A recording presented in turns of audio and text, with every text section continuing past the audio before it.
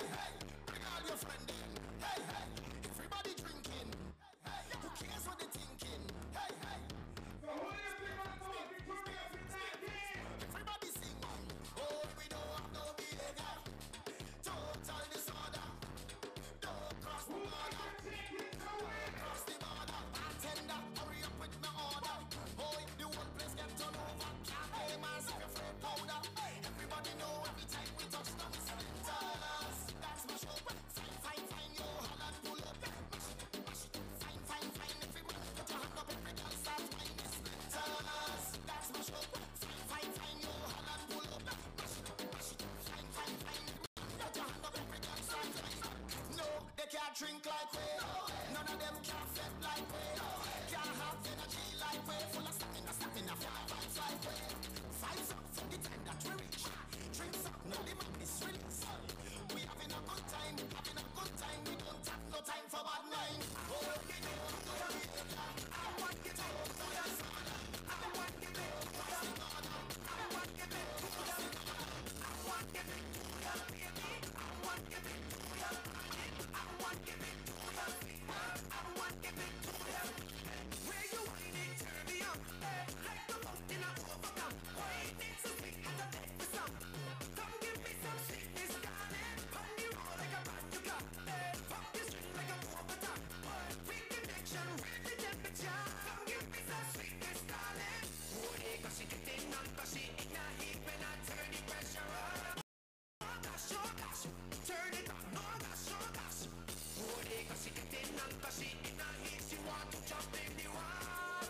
Oh gosh, just hit the right spot. I want you to do ya. I want you to do ya. I want you to do ya. I want you to do ya.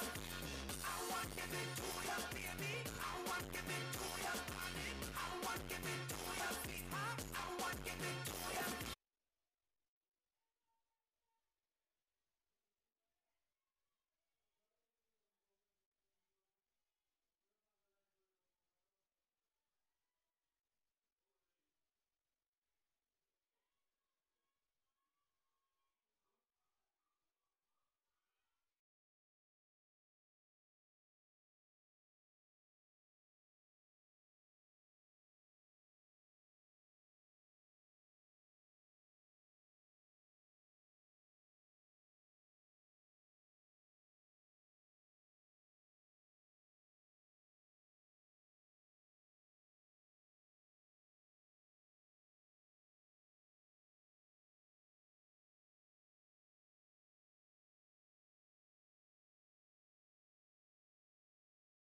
Avatar City Blasters.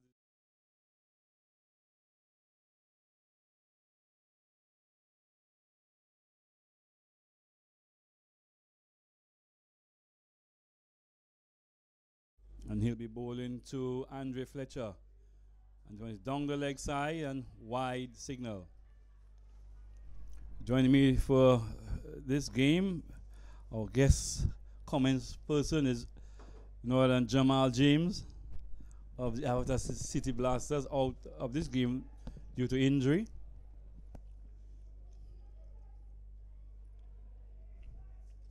We'll run through the teams a little later, as it's Loic Prosper into Fletcher. Fletcher turns it on the onside and picks up a single. So Fletcher is off the mat. Andre Fletcher making his debut in the SPL.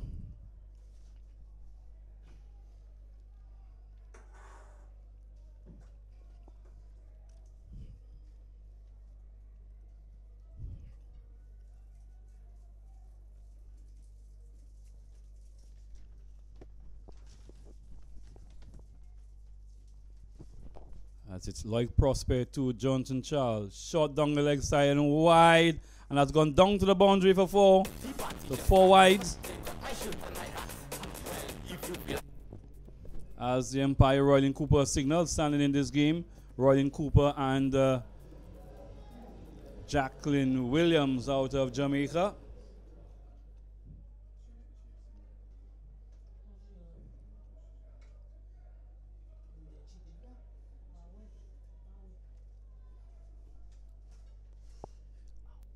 So it's Loic Prosper into Johnson Charles. Bowls down the leg side again. And 4 more wides.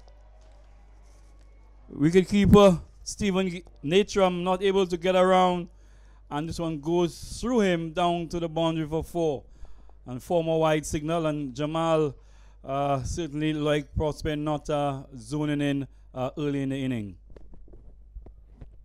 Yes, Mr. Alex. It's possible that the pressure of the occasion, bowling to the international opening pair of Johnson Charles and Andrew Fletcher, probably getting to Mr. Prosper at the moment.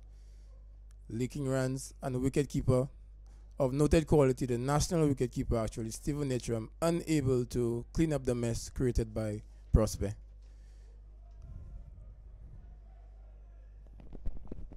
So it's Loic Prosper, and he's bowling from the pavilion end. I will just at the end of the over, we'll go through the teams. Loic Prosper, it's Alvin Prosper at mid-off, and Alex Joseph, it looks like, at mid-on. Just go, Loic bowls wide outside your stump. Pace, a little pacey and a little bounce, as we have been seeing throughout the matches so far. The score 12 without loss.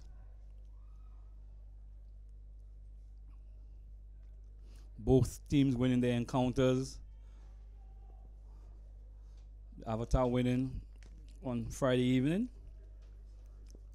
As Loic Prosper bowls to Jonathan Charles. Off the edge it goes, down to the boundary, 4 runs.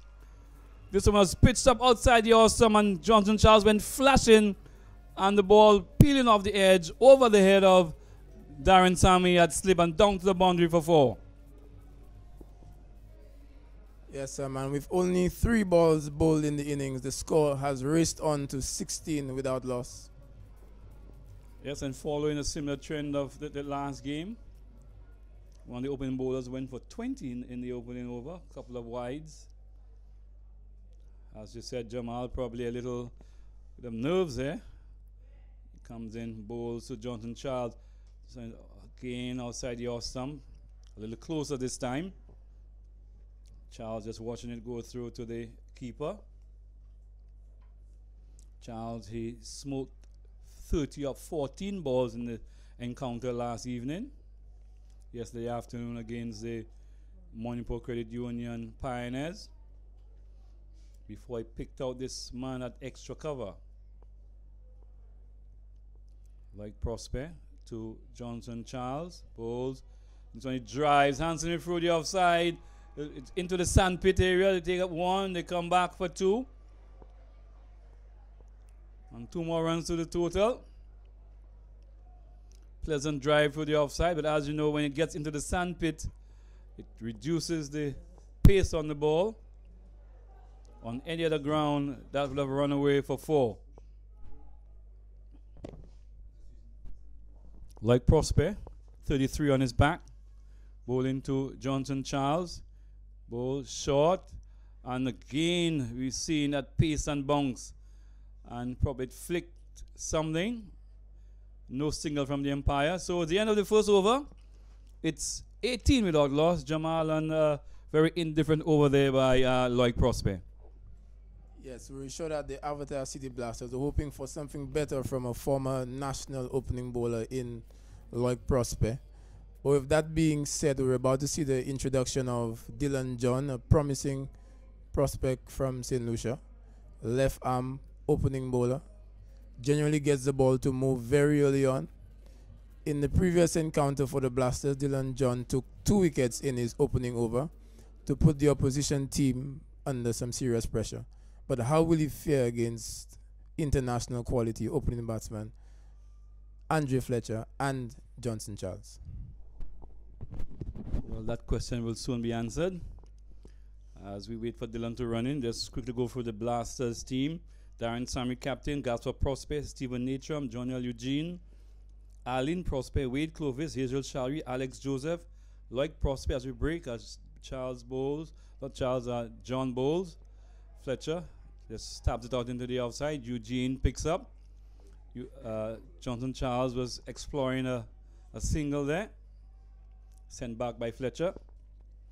So we were at Hazel Shalry, Alex Joseph, Loic Prosper, Dylan John, Alvin Prosper. That's the 11. And for the Lions, It's Johnson Charles, Dwight Thomas, Andre Fletcher, Shillan Isidore, Xavier Gabriel, Lee Solomon, Kessler Shalmine, Colin Calendar, Tonya Simon, Keegan Arnold, and Donan Edward. And this one to Fletcher.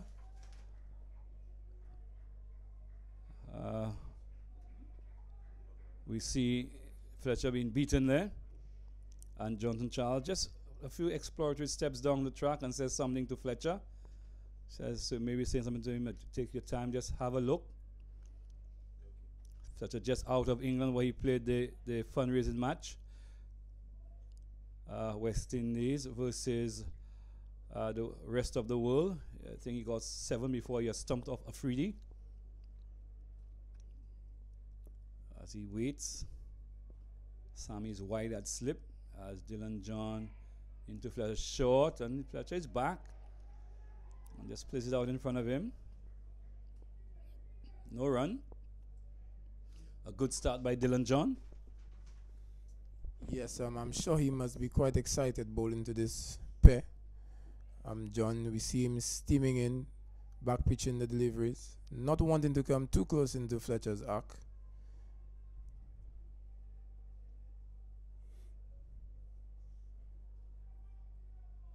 And in comes John to Fletcher. It's a short delivery. It's pulled away, all the way for 6, into the stands. Dylan John getting carried away with too many short deliveries. Very predictable at the moment. Andre Fletcher looking quite composed, paddling this one away for 6 down to fine leg.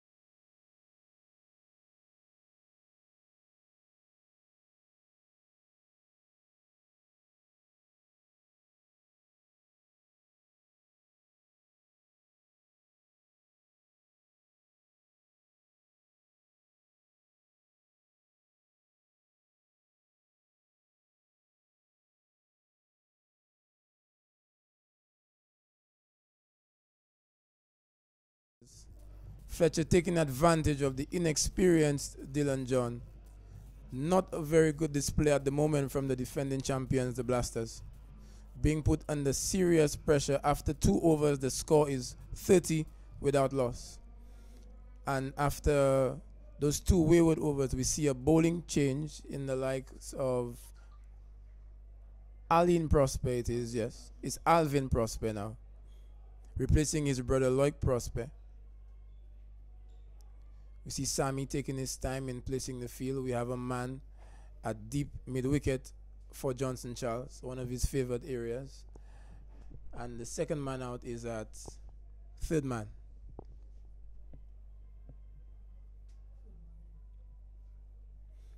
Third man has just been brought into the circle.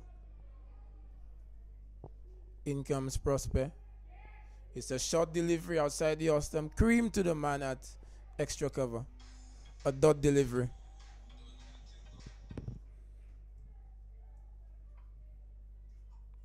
A very experienced bowler, this Prosper, having played for St. Lucia for a number of years. Was a member of the Stanford Pro team.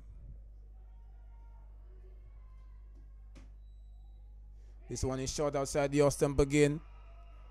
Caressed to the boundary for 4. Beats the man at backward point. Avatar City Blasters licking lots of runs here, Mr. Calix. Yes, Jamal. This one was short outside the off-stump from Alvin Prosper. And one of the things that we know about Johnson Charles, anything short outside the off-stump or towards heading towards the leg side, that he will put those away. Sometimes he gets drowned in the honey. Like last evening, he hit it straight to extra cover. As Prosper is into Charles and short again, he hits this one through the covers again. He'll get 2 more runs, it look like. Goes into the sand pit this time, and they take 2. So if it's one thing you would not want to do to Jonathan Charles or Fletcher is bowl short. Yes, we've seen him at the international level dispatching bowling of high quality when they've pitched short. So I think at this level here, the bowlers better be careful, Mr. Calix. Yes, but you know, the saying goes, you normally, he plays this one easily into the extra cover region, just comes forward and stroke this one elegantly into the extra cover region. No run. As I was just saying, Jamal, they normally you don't get drowned in the honey. So sometimes the thing we like most is what gets our downfall. So it's Alvin Prosper running into both of Jonathan Charles. Outside just and he cuts this one again. Backward of point is going to hit the sand pit now, and they come back. No, they stay home for 1. And Jamal, that's one of the things we have been commenting about, the sandpit area. People might wonder what we're talking about. There's this portion of the field where it's devoid of grass, pretty sandy, and when the ball hits that area, all the pace is taken off. Although 1 or 2 guys have been able to get it scorching through that area. So Fletcher will be facing up to Alvin Prosper for the first time. Prosper into Fletcher. Slower delivery, and he works it off the pad to go for a quick single. It goes to the fielder there who is Wade Clovis, and they go through for a quick single. The score moves on to 38 without loss. Jamal, and a pretty brisk start by the Lions, being aided by some indifferent bowling by the Avatar Blasters bowlers. A very unusual display, in fact, Mr. Calix. We know the defending champions to be quite potent with the new ball in hand, but it seems that one of the only ways of them containing the batsmen is by getting that ball into the sandpit, Mr. Calix.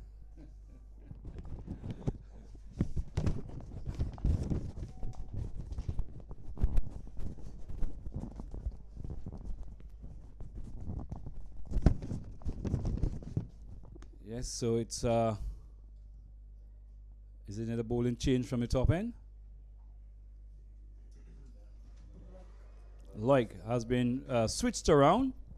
Loic Prosper switched around to the river end. So we have Dylan John on the 3rd man boundary. We have, looks like, can't make the man out on the square leg boundary there. As it's Prosper, and Fletcher cuts this one through the point and goes down to the boundary for 4. That was Alex. Alex, is it Prosper? This one was hit ferociously. Fletcher was shot outside the off stump and just cut in through the offside. Went right through Gasper Prosper and down to the boundary for 4. Watching Andrew Fletcher for a number of years, we all know of his potency for the offside, especially on that cut. Known for his very quick hands. A very dangerous line here being bowled by Loic Prosper. Being brought back on from a different end, hoping for a change of luck was Captain Sammy. But it seems to be more of the same at the moment as he comes into Andre Fletcher. And what a lovely shot! Andre Fletcher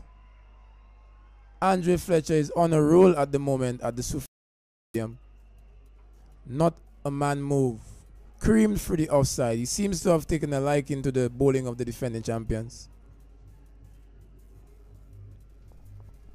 Yes, and Jamal, you might not have noticed, but today the field was watered and that area was a little over-soaked. So it's a bit soft underfoot, and both deliveries went screaming through there. You would never think that area is a bit soft underfoot. But 2 lovely shots there by Andre Fletcher as he just leans on the bat and it's an easy stroll on a sunny Sunday morning.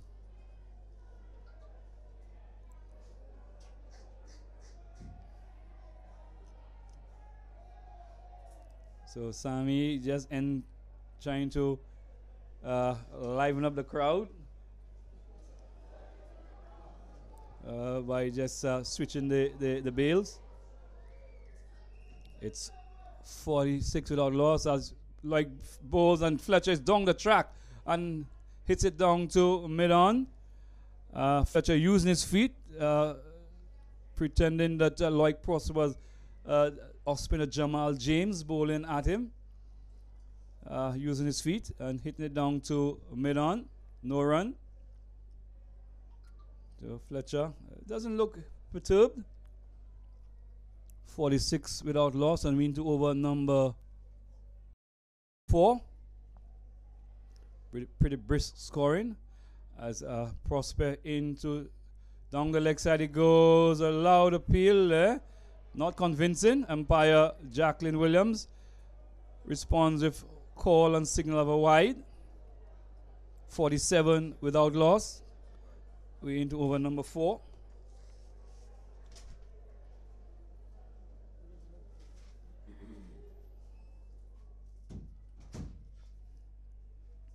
Like Prosper reintroduced from the top end.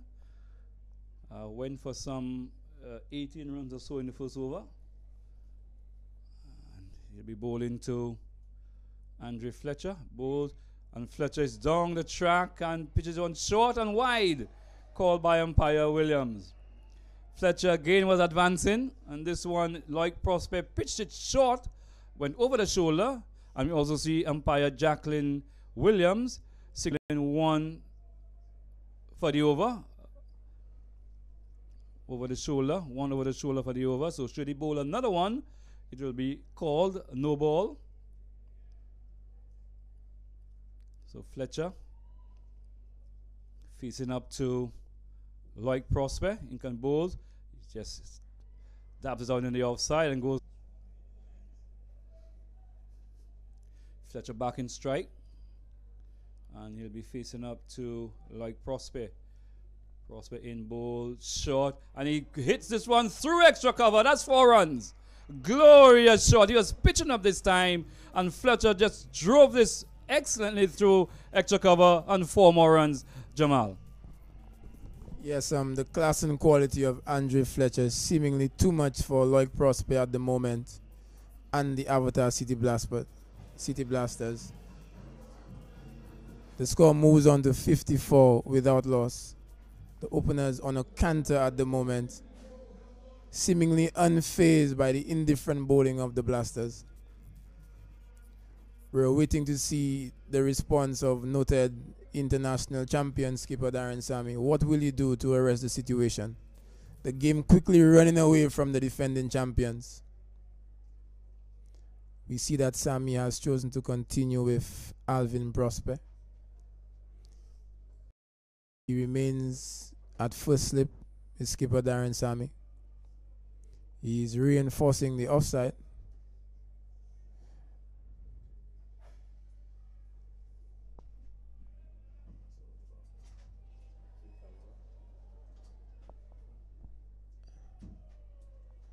And this one from Prosper, he beats Johnson Charles outside the off stump. Much applause from the skipper, Darren Sammy.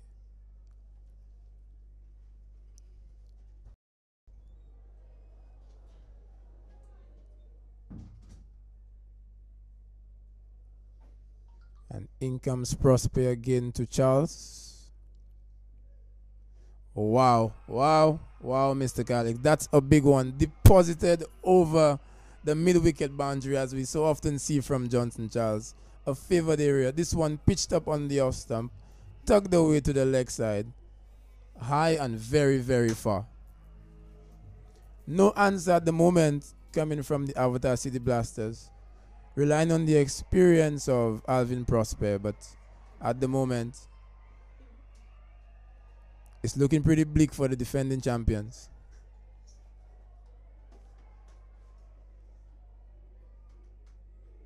This one can rest again through the offside, beats the man at short extra cover, but they get the single. And this brings Andre Fletcher back on strike. as the score has now raced on to 61 in 4.3 overs.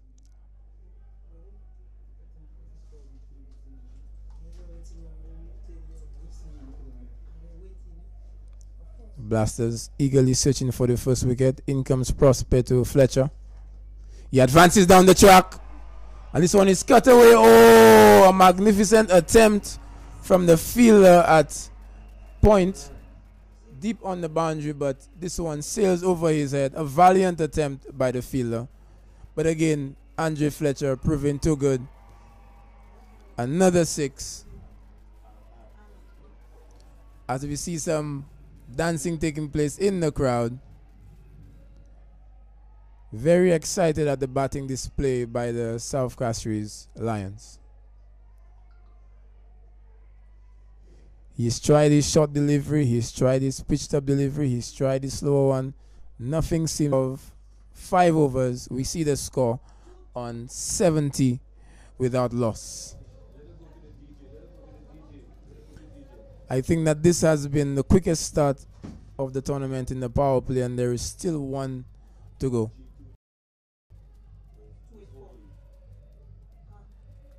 You see Darren Sammy now in consultation with his bowlers, and he has decided that now is the right time to bring on some spin bowling in the likes of another one of the Prosper brothers. This time it is Aline Prosper, right arm off spinner. Was also a member of the Stanford Pro team, which represented St. Lucia. Has been around for a number of years. Very experienced campaigner.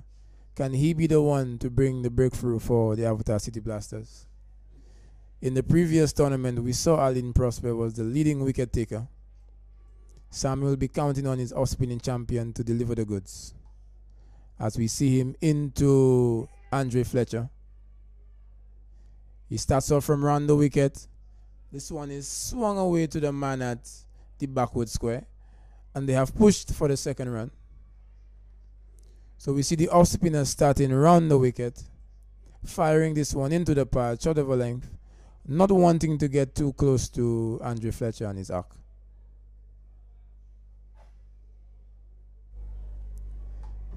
Because as we have all known from watching Fletcher internationally, he seems to be a ball beater, especially when the off spinners are on. As we see Prospect consulting with skipper Darren Sammy.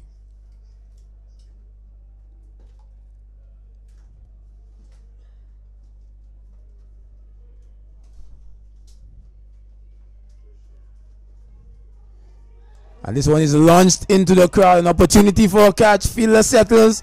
And well taken by the man. That seems to be John L. Jane, former member of the West Indies under 19 squad. A very good fielder. And this brings about the end of Andre Fletcher, much to the delight of the Avatar City Blasters. Bringing on his trump card, off spinner, Aline Prosper has paid off. Andre Fletcher now departs for a brisk 46 runs within the power play. Very disappointed walking out was Fletcher. But he's walking out to much applause from the crowd. Very pleased at his innings. Very exciting. Short and sweet from the Spice Man from Grenada, Andre Fletcher. And in comes the vice captain of the Lions, Dwight Thomas, former national senior team player. Looking to build on the start created by Fletcher and Charles. But while this one was traveling in the air, we saw that the batsmen have crossed. And this brings Johnson Charles on strike to the off spinner.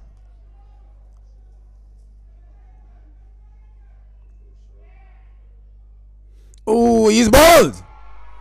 He's clean bowled. This one coming off the pads, fired into the pads of Charles, ricocheting onto the and success once more for the Avatar City Blasters. 2 in 2 for the champion off spinner Prosper.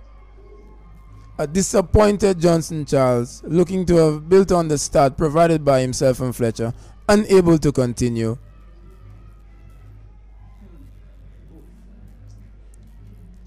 And the sea of red representing the Blasters are up. as Johnson Charles. They're very happy to see the back of the West Indies openers, Charles and Fletcher. As the score now moves on to 72 for 2 with Prosper on a hat-trick. In walks national player Colin Calendar, who recently made his debut for St. Lucia in the Windward Islands tournament. Yes, and 2 body blows struck there by Aline Prosper. First getting the wicket of Andre Fletcher, caught on the mid-wicket boundary, the ball hold up in the wind there.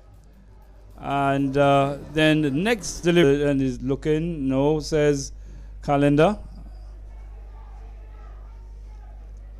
So they're trying to hem in Thomas. Thomas, an experienced player in his own right. As it's Aline Prosper into Dwight Thomas. And again, he's back on a cross. Places it into the onside. No run. So Calendar being promoted to number 4, splitting up Thomas and Simon. So after a very brisk start, the Lions, I will not say they're on the back foot. They're still pretty much in command there. 73 for 2 after 6 overs. Run rate of 12.17. Jamal, so the Lions, nothing to be too perturbed about. They're still pretty much in the driver's seat at this point in time. Yes, Mr. Calix, going at a run rate of just over 12 over, I would have to agree with you. But as we know, this game of cricket is a game of glorious uncertainties and shifting fortunes. And now with 2 new batsmen at the crease, this gives skipper Sammy an opportunity now to arrest the run rate as he brings back his strike bowler Dylan John, the left arm quick, to attack the new batsman. Sammy still stationed at slip, rallying his troops.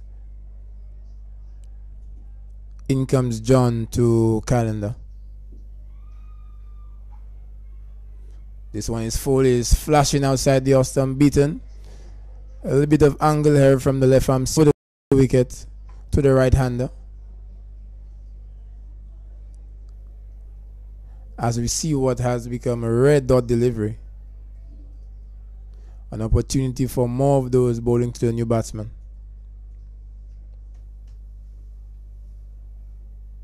As we see again Dylan John sizing up the batsman Calendar, looking for a full wicket for the Blasters. Runs in.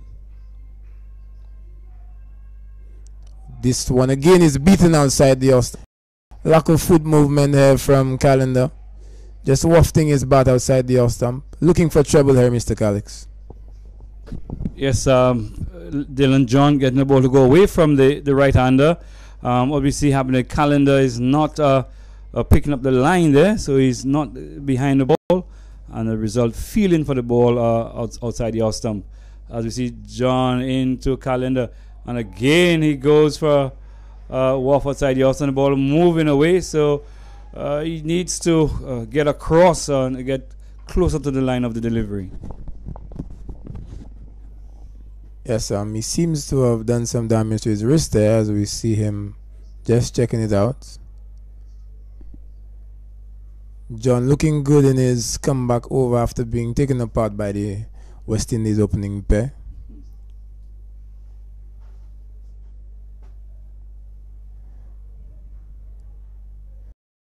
As we see Calendar just taking some time, fixing his gloves, trying to calm himself down, while John is in the middle of a brilliant spell.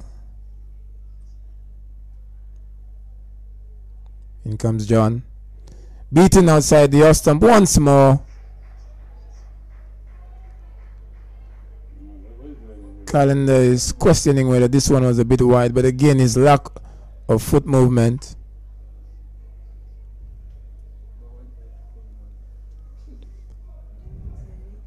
A very good string of deliveries here by John. The first time we've seen this, 4 consecutive dot deliveries as he goes into Calendar once more. This one is change his mind. He's decided to stay over. Thus far conceding just 2 runs of the over with 1 ball remaining.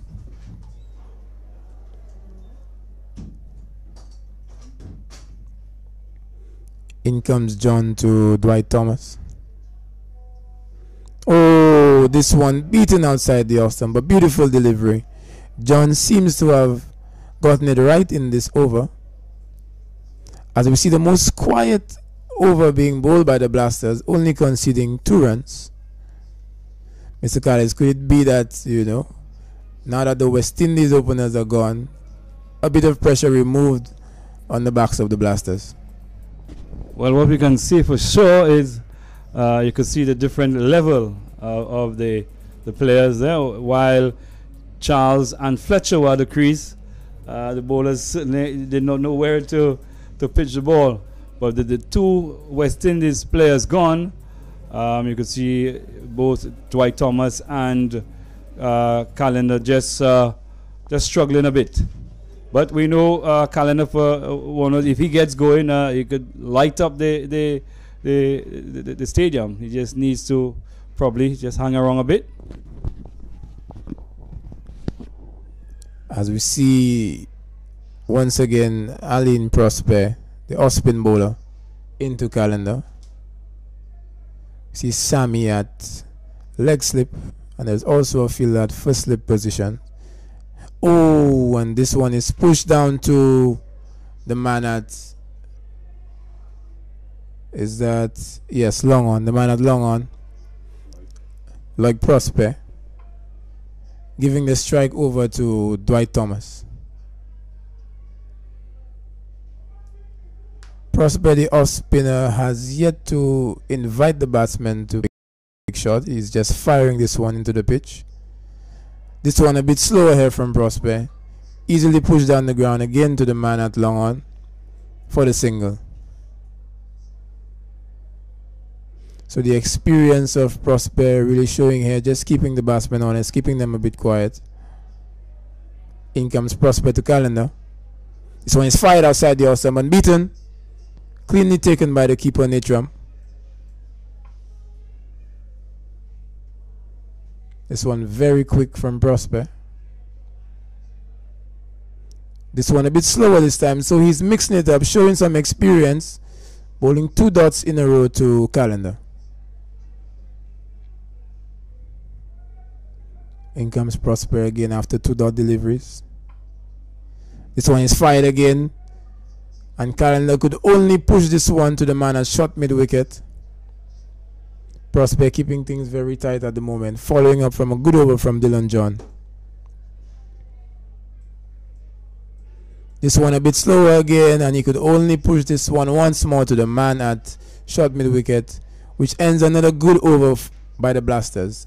Again, so now we see John and Prosper stringing along 2 good overs, keeping things quiet at the moment against the lesser experienced Dwight Thomas and Colin Calendar. Yes, 2 pretty good overs from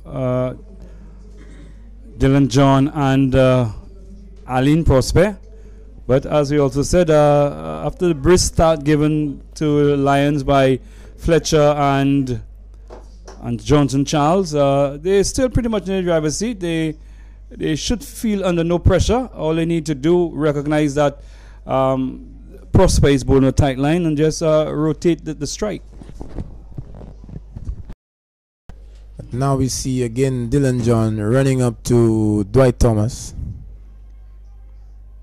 This one is beaten again outside the off stump, so lack of foot movement again being demonstrated by both batsmen at the crease. Unable to really cope with the angle generated by John, the left arm seamer. As we see Darren Sammy eagerly awaiting at it. In the last game played here by the Blasters, we saw Sammy taking the circle, as he now hands over the strike to Colin Calendar. So after that brisk start, we see the Blasters pulling things back somewhat, keeping the bowling very tight on the incoming batsman. Oh, A wild swing again from Calendar, backing away, taking the front leg out of the way and looking to hit him down the ground. But the ball was simply not there for that shot, as John is digging this one into the pitch and pushing it across the batsman. A very disciplined spell here now by Dylan John, recognizing the opportunity to get some dots in. In he comes to Calendar. Oh, he opens up himself into the leg side, and Dylan John cuts him in half.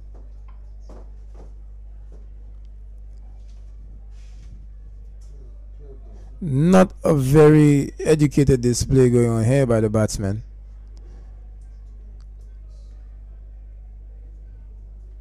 He doesn't seem to want to get himself in line with the deliveries, Mr. Calix.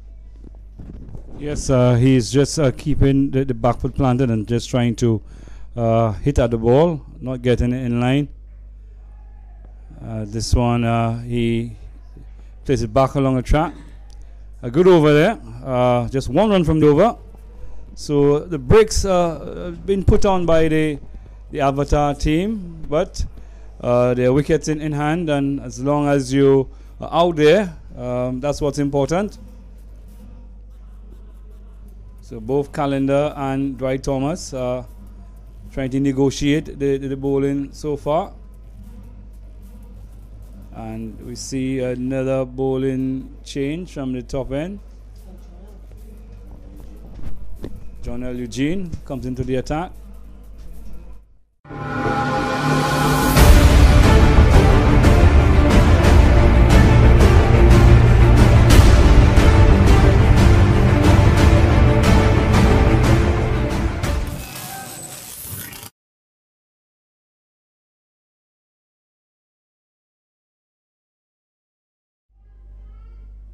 And this one's short, and he pulls this one around. That's 4 runs. Short from John L. Eugene. A half tracker. Thomas just steps inside of it and more or less helps it behind square for 4. Poor delivery from John L. First delivery. Yes, not a very good start by the off spinner. Should have been looking to build on the pressure created somewhat against Thomas.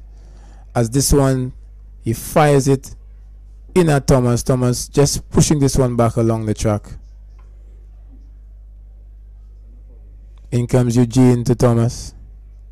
From around the wicket, this one jumping off the pitch.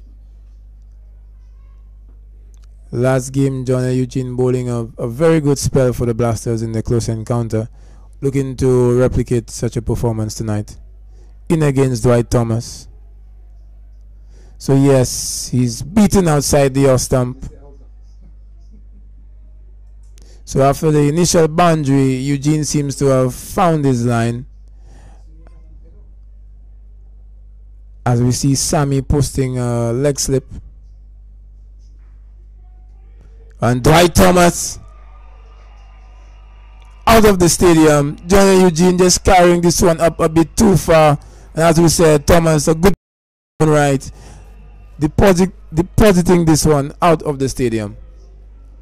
Not a very good start by Eugene, conceding 10 runs in only 5 deliveries. The batsman seems to have taken a liking to the bowling of John L. Eugene, who gives this one a bit more air than the previous bowler, Prosper. Yes, and I think this ball was just in the 3 quiet overs, this over conceding 11. Well, Jamal, I wouldn't say the balance of power shifting to and fro. With the start that was given to the Lions, they still remained in the driver's seat. Run rate of over 8.5 and over. Even at that rate, they're looking at 160 plus. So they're under no pressure. In any game, you would find that your opponents at some point will be holding their own in the game. So that period, the Avatar City Blasters held the upper hand, and they have probably seen out the worst and looking to push on. As That's another elegant drive through the offside by Dwight Thomas. For extra cover, they take one, they come back for two. And this score moved to 91. Yes, Mr. Calix, we see Dylan John has now gone out of the attack, and Sammy has opted to bring back Alvin Prosper as he bowls again to Dwight Thomas, who's looking good at the moment. Oh, this one darting back into the stump. Thomas playing late on this one. A good off-cutter being bowled by Prosper, using that experience against the young batsman Dwight Thomas, 25 years of age. In comes Prosper once more. A short delivery, Dwight Thomas on the back foot, but unable to beat the man at point. He appeared a bit surprised by the pace on this one, Mr. Calix. Yes, this one climbing almost throat high there to Dwight Thomas, and he got on top of this one. That was a good thing, and hit it into the ground, but again hit it into the sand pit, so there was no runoff, and as a result kept on strike. Yes, so again we see Prosper steaming in at young Thomas. A slower delivery, Thomas launches this one into the sandpit again. They've rushed for the first one, and again the sandpit putting that ball to a halt, stopping. No need for extra running by the fieldsman. Batsman could only settle for two. The sandpit proven to be the 12th fielder on the field, Mr. Calix. It's proven to be more than the 12th fielder, almost like 14, 15 fielder on the field, because as soon as it pitches into the sand pit, it almost goes dead. Yes, the Blasters will be looking to use that more to their advantage as we see Prosper coming into Thomas. This one shot again. Thomas drops this one into the outside, but unable to take the single this time. We see the fielder rushing in, preventing that single. As the score now 93 with one ball remaining in the 11th over. A good platform being set here by Thomas and Calendar. Just assessing the pace of the wicket, assessing conditions, trying to spend some time in the middle, creating a launching pad for the batsman to come. In comes Prosper once again. A slower delivery again, unable to get the single. Again is Thomas, camping on the back foot. This one pitched up a bit. As we see the end of the 10th over, 11 overs now bowled. The score moves on to 93 for 2. 9 overs remaining in the first half of this game. A good start by the South Castries Lions. And as Mr. Calix said, they're looking for about 160 on this wicket. The Avatar City Blasters looking to restrict them to a total of maybe 140. As Sammy has now turned again to his champion house spinner, the leading wicket taker in last year's competition, Alvin Prosper. He's already dismissed both of the batsmen, Fletcher and Charles, and he now has Calendar in his sights. As Sammy has now removed the fielder from leg slip and has placed him at short fine leg, and in comes Prosper. So this one here is actually Hazel Shari, another off spinner, but who is known to bowl the Dusra, Mr. Calix. In comes Hazel. This one is flighted outside the off stump. Some serious power on display from Calendar as he crunches this one straight back past. Hazel Shari, seemingly in a different mold from the off spinners we've seen before, appears to be flighting the ball a bit more generously, inviting the drive on the drive he got. He moves to round the wicket in at Calendar. This one into the pitch, hits straight back to the bowler. Calendar showing some respect, just sizing up the bowler as he's known to around the St. Lucian circuits. This one fired in again. Calendar is sweeping to the man at deep backward square. John L. Eugene rifles this one in. They could only get the single. Very inviting off-spin bowling on display by Hazel Shallery. As he's into Dwight Thomas now. Tossed up again, Dwight Thomas. High and handsome and out of the stadium once more. This one tossed up into the slot. Dwight Thomas looking good, looking in form. Deposits this one out of the ground. A disappointing start for Hazel Shallery. An experienced off-spin bowler carrying this one a bit too far into the slot for Thomas. In he comes once more. A dead ball signal by the umpire. Shallery to Thomas. This one fired into the pitch. The expected response by the off spinner. So we've seen that every time that the ball has been tossed up to this batsman, they've been willing to throw everything at it and deposit it out of the ground. Not what the captain Sammy was looking for when he turned to one of his experienced off-spin bowlers. As Sammy now looks in the direction of Lloyd Prosper, the opening bowler, back for another spell. Was really taking a part in his first 2 overs, being reintroduced now. Darren Sammy seemingly back in his experience against the likes of Calendar and Thomas, who are looking very dangerous at the moment. With 8 overs remaining, the score is 104 for 2. Yes, the 100 coming up in the last over, 104 for 2. Some 48 legal deliveries still to go. As Lloyd Prosper comes back into the attack. And as we said earlier, Jamal, they've weathered the storm, Dylan John storm. Short and wide and down the leg side. And wide single by umpire Roylin Cooper. And one thing we'll know about Lloyd Prosper, he will be banging it in.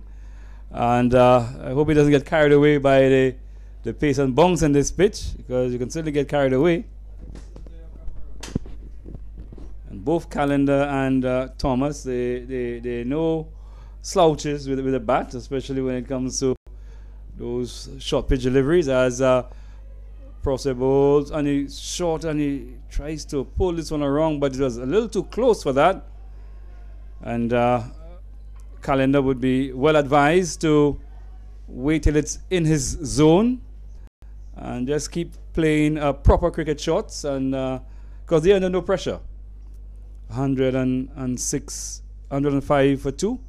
As is Lloyd Prosper again into Calendar, short, and he tries to hammer. It goes through Gasper Prosper, and he gives a single away. So score moves 106. So it's a good launching pad there for the batsmen to come. You have Tonya Simon, Lee Solomon, Xavier Gabriel, as like Prosper bowls, and Dwight Thomas just plays this one up and he'll get an easy single. As Gasper Prosper not seeming to have a good day in the field so far. Jamal. Yes, I'm just sliding along the ground. As you alluded to earlier, the field was just watered before the game and unable to cope with the conditions competently at the moment. As we see Lloyd Prosper rushing in again to Calendar. He gives himself room. This one fired outside the off stump and missed by Calendar. So it's Lloyd Prosper running in from the pavilion and bowls. And Thomas hits it high. And he takes the catch. Yes, he does. Alex Joseph takes the catch. So the wind of change for Lloyd Prosper. So Dwight Thomas goes. Good hand of 24. And the new batsman going in is Tonya Simon. Left-handed, very talented individual as well. But the platform has been set. Partnership of 36 for the third wicket. And Tonya Simon goes in. So it's 108 for 3. Still another 7 overs to go. And that was the final ball in the over. So what a time to get out. Final ball of the over.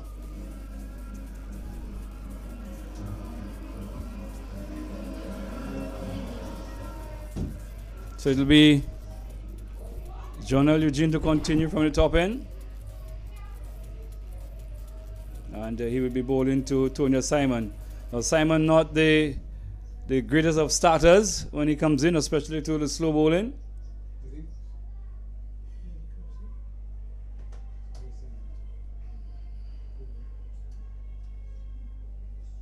So it will be Jonel Eugene to bowl to Tonya Simon. Yes, a disappointing end to the innings of what looked like a promising innings from the vice captain Dwight Thomas.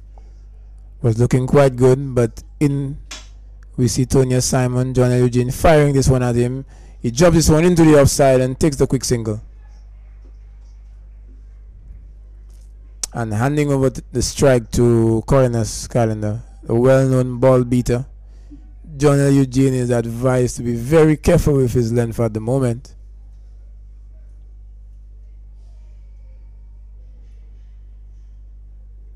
As we see Calendar eyeing up the deep mid-wicket boundary. In comes Eugene.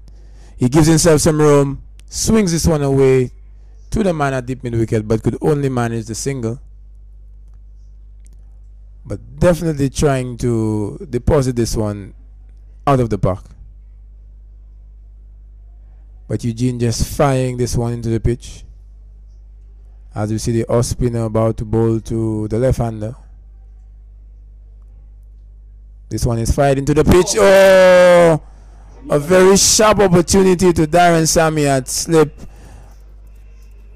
But the noted quality slip fielder misses this one and seems to have done some damage to himself.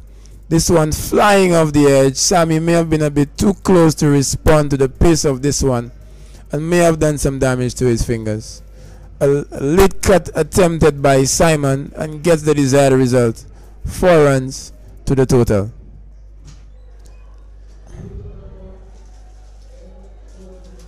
A good effort there shown though by skipper Darren Sammy, a reputable fielder in the slip cordon, but this time unable to hang on. Simon continues. Another late cut, but this time unable to beat the fielder at point. A valiant effort there made by Hazel Shalry and commended by Darren Sammy. Eugene keeping his line wide outside the off stump to the left-hander who is looking for the dab. Fired again, this time into the pads. Unable to get the single to the fielder at short fine leg. But we still see a tidy start here by Eugene. As he comes in once more to Simon. And this one is cut away to the fielder, the sweeper. At deep point.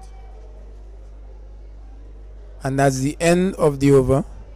An eventful one with the catch being put down by skipper Darren Sammy. A tough chance. But a decent over being bowled by Jonel Eugene.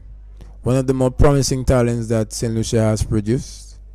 Eugene, a member of the West Indies Under-19 World Cup squad. Just missed out on the World Cup actually. Cut at the very last minute. But looking to show his class and quality in this tournament.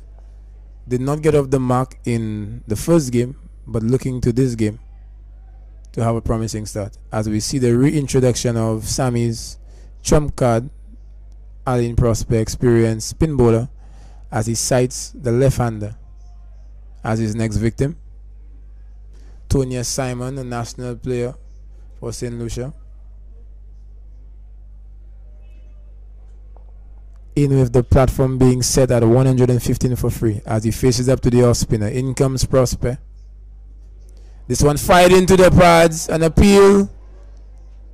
Not out, says umpire Cooper. This one appears to have been going down the leg side. Let's now observe Prosper's tactics to the new batsman. In he comes, round the wicket. This one fired in again. The left-hander tucks this one around the corner.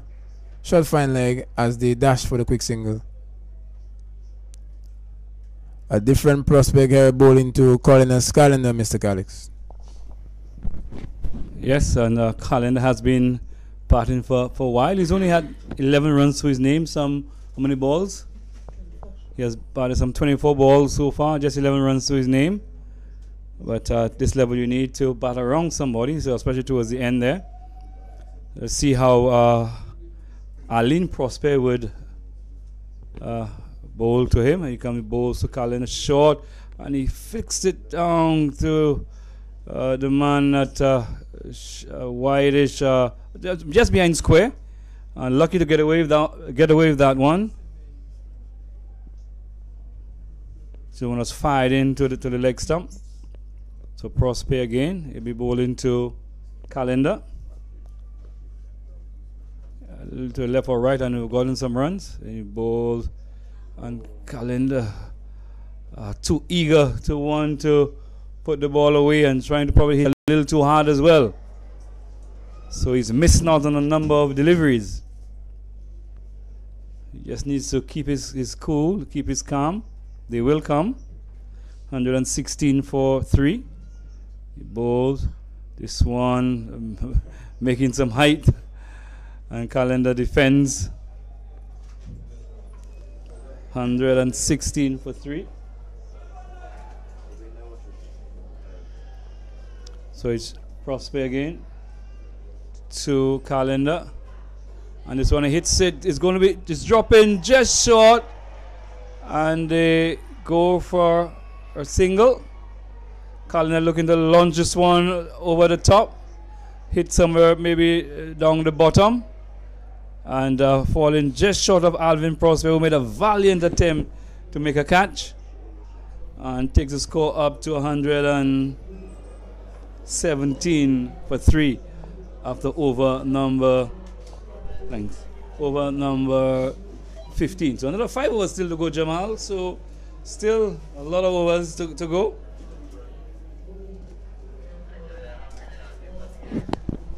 Yes, it's a valiant attempt there by Prosper, one of the men on the ground. Definitely exciting the crowd with his wonderful effort. As we see once again that Sammy has entrusted his youth bowler, John L. Eugene, to Calendar, who is eager to punish the bowling, but who has been soaking up a lot of dot deliveries. But he has the off spinner in his sights now, and he's eyeing up the cow corner boundary. In comes Eugene from over the wicket, fires this one, slapped away, and that's 4. 2 bounces to the boundary. And that's 4, racing away. This one fired in from Eugene. Short arm pull from Calendar, wide of the man at long on, between long on and the man at deep mid wicket. Bisecting the two, a powerful shot. How does Eugene respond? The young bowler into the oh my goodness.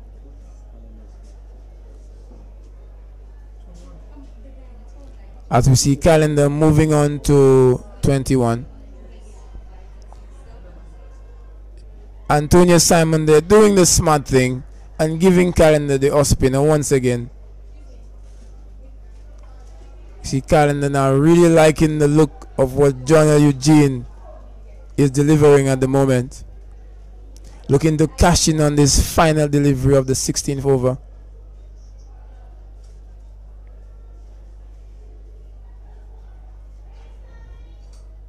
How does the young superstar respond? Fired into the pitch. Calendar on the back foot. Pushing this one down to the man at long on as we see the end. Now the 15th over. 16 overs bowled. The score is now 142 for 3. Just 4 overs left in the first half of the Super Sunday encounter at the Sufre Stadium. Who does Sammy turn to now at the depth of the innings? We see now once again Sammy has called on Loic Prosper.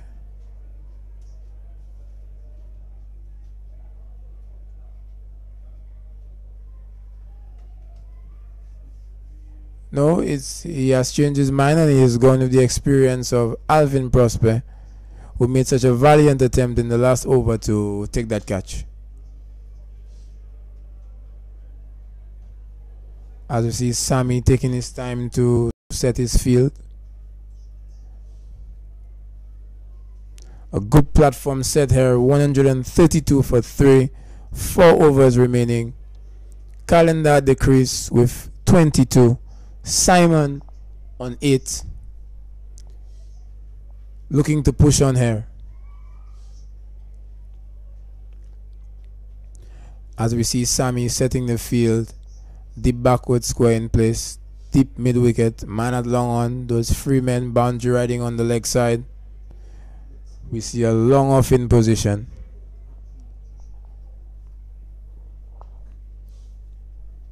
And we see now Sammy dropping the man at fine leg. So 4 men posted on the leg side boundary. As we see Calendar looking dangerous on 22. In comes Prosper. This one is shot and pulled away into the gap, and that's 4. A display of raw power by Colin's Calendar, depositing this one into the boundary, bisecting the field again.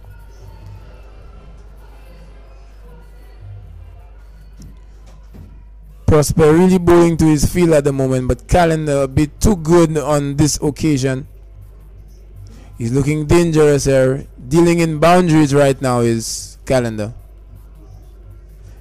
As we said earlier, just making his debut for the St. Lucia senior team in the Winner Islands tournament. Facing up to the experience of Alvin Prosper. Prosper bowls a slower one. And Calendar mistiming this one. This one goes down to the man at long on. Calendar gets the single. Oh my goodness, there's a fumble here. An opportunity for a run out. Trying to steal the second run. And Simon goes unable to make the ground. The second was not on. And Simon has gotten himself run out. As Mr. Calix said earlier, Calendar involved in a number of runouts for the year. And another one to his tally. A single not on, a misfield. As the old adage goes, Mr. Calix, you never run on the misfield. Yes, very much so, and it's proven tonight again.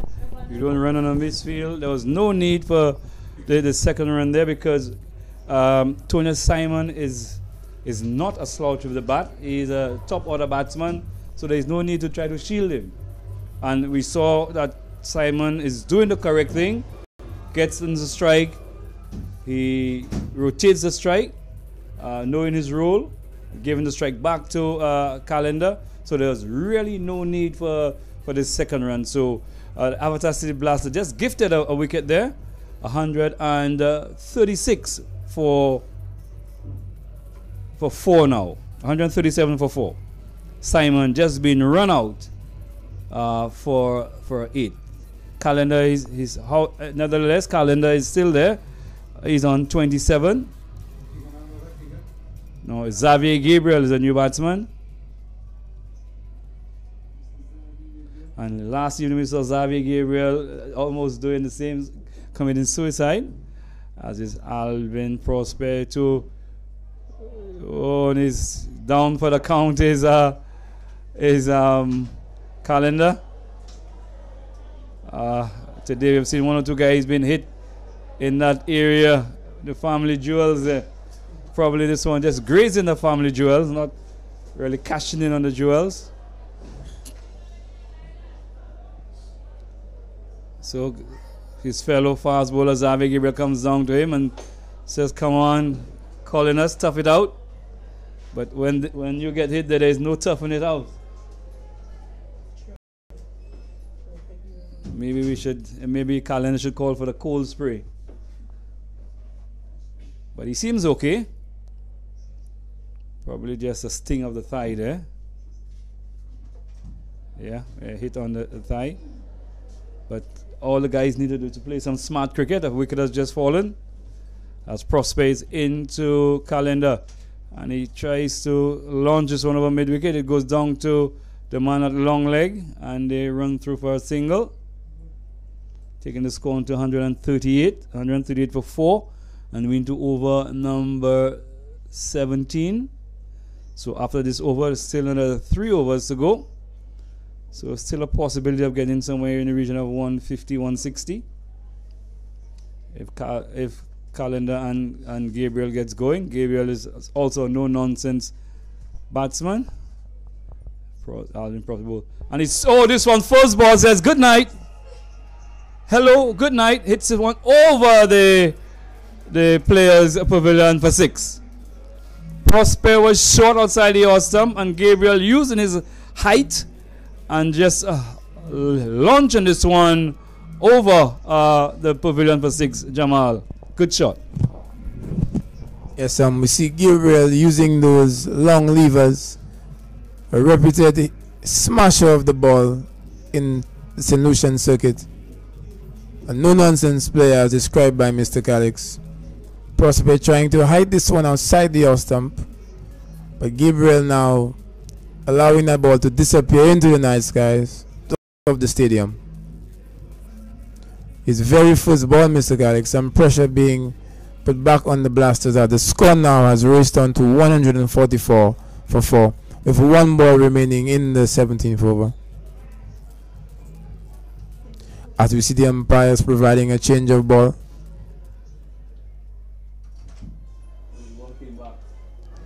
And how does Prosper respond to Gabriel after such a massive shot? He sets his fielder at deep backward square, and in he comes to Gabriel. Let's see what he has to offer. A slower one. This one hits straight to the man at point. No single offered.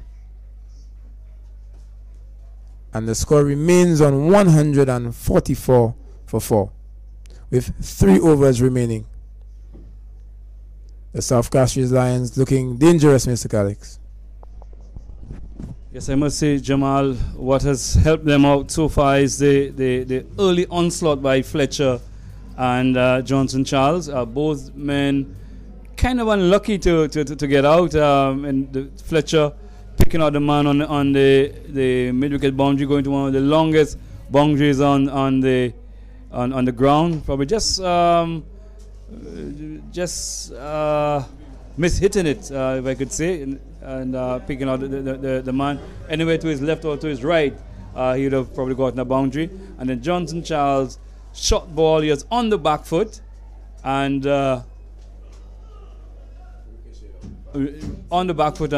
ricocheting onto the stumps. And we have seen that a lot tonight. And during games, the spinners, the ball is actually shooting on, so to be trying to get onto the front foot, as is Arlene Prosper from the river end. This one again, Calendar being hit on the thigh.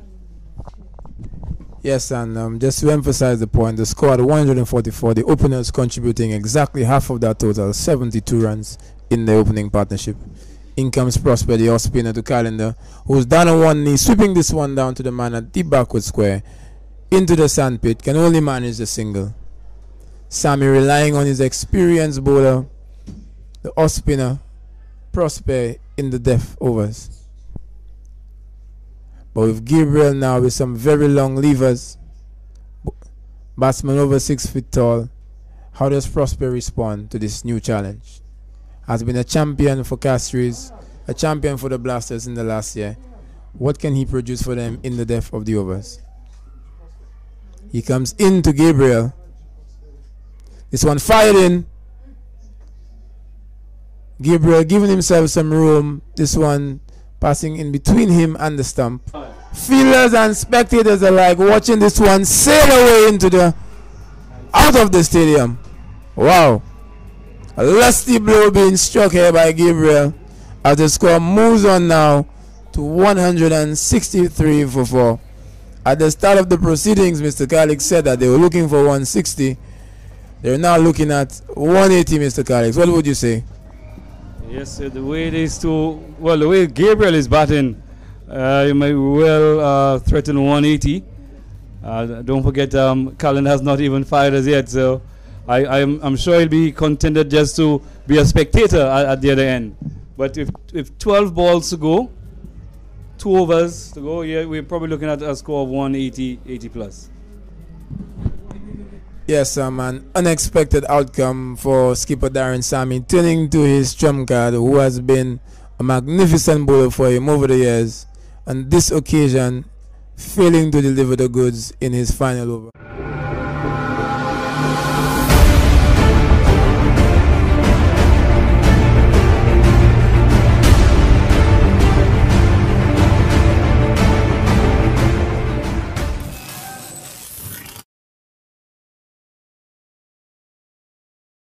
Turning to young Dylan John, left-arm bowler, who was in the middle of a good spell early on when he bowled to Calendar and Thomas. But this is a different phase of the innings, the final 2 overs. Penultimate over being bowled by John as he goes into Calendar, who gives himself some room, but this one being signaled wide. John pushing this one a bit too far across, looking to stick to the ploy that he used early on, which was successful, angling this one away from the right-handers, who's giving himself some room to hit over cow corner. This time making the error of just pushing this one a bit too far. So he needs to really readjust the radar at the moment. But Calendar looking dangerous on 29. This one goes straight up in the air. Keeper is under it. And a drop catch. And a spilled away into the boundary for 4. This one going high up into the night sky. Both the keeper and the fielder shot fine leg were under it. In the end, the keeper left this one for the fielder shot fine leg. This one was probably ill-advised. It should always be the man with the gloves settling under this one. A cardinal error being made here by the Blasters at the death of the innings, allowing Calendar now to add another boundary to his account. As the score has now moved on to 168, John under pressure. He's coming into Calendar. He pitches this one up and he smacks his fellow batsman, Gabriel, right in the stomach. Powerfully struck. This one heading into the fly actually. And he has caused the non-striker some pain. Ferocious hitting on display by Calendar and Gabriel. This time, instead of the bowler suffering, he allowed his fellow batsman to suffer a lusty blow. So Gabriel on this occasion acting as the 12th fielder, Mr. Gallix. Yes, and earlier on we saw Dwight Thomas taking evasive action from one of those from Calendar. Just hit smash in the back and he had to get out of the way. This time Xavier Gabriel, what went wrong? The Xavier Gabriel was advancing and just could not. The reaction time was a little slow there. And being hit. But Xavier Gabriel is a tough cookie. He is a veteran, he is a soldier, and he will take that and continue on. And definitely as one of the more reputable fast bowlers, being known as the quickest bowler we have on the island, I think he'd be looking to take advantage of that aggression and transfer it now onto the batsman when he has his opportunity to bowl. In comes John to Calendar. This one is being pulled away to the man at deep mid wicket. They're wrestling for 2. And they get it easily as Gasper Prosper there just picks up this one. Not really rifling it in, allowing the batsman to come for a second run. Gabriel still seems to be in a bit of pain after that ferocious blow being struck by Calendar. But we see Dylan John here under some pressure. He's bowling the penultimate over with the score 170 for 4. 3 balls remaining in his over.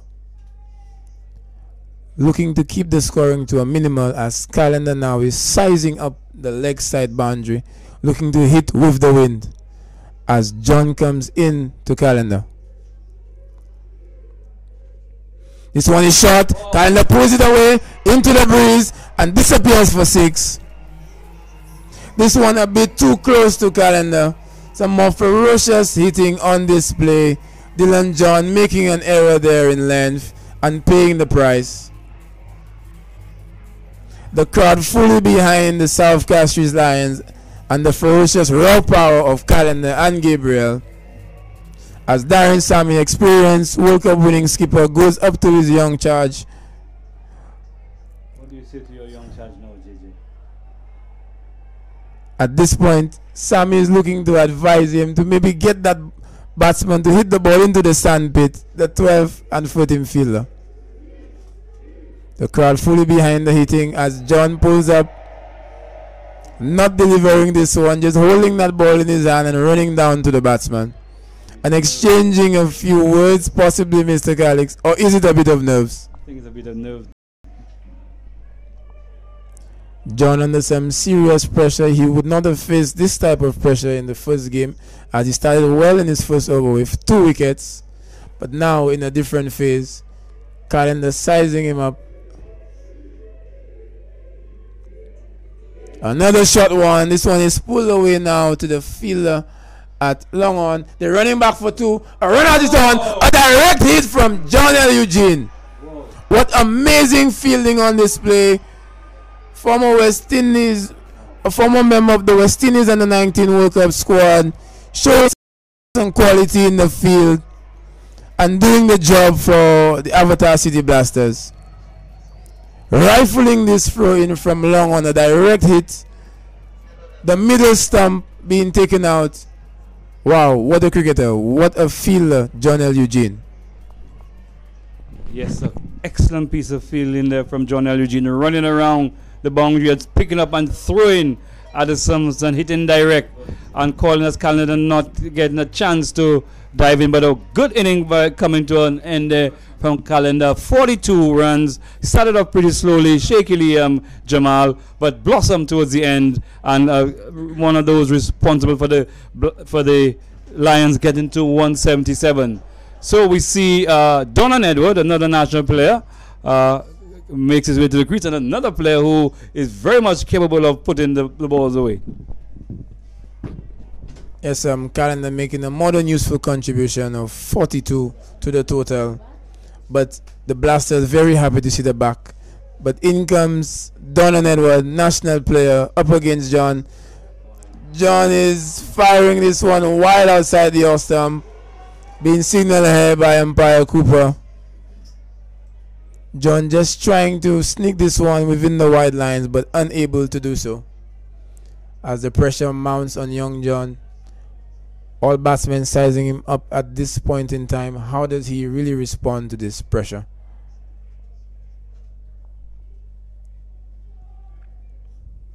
Edward is looking around and looking towards the boundary.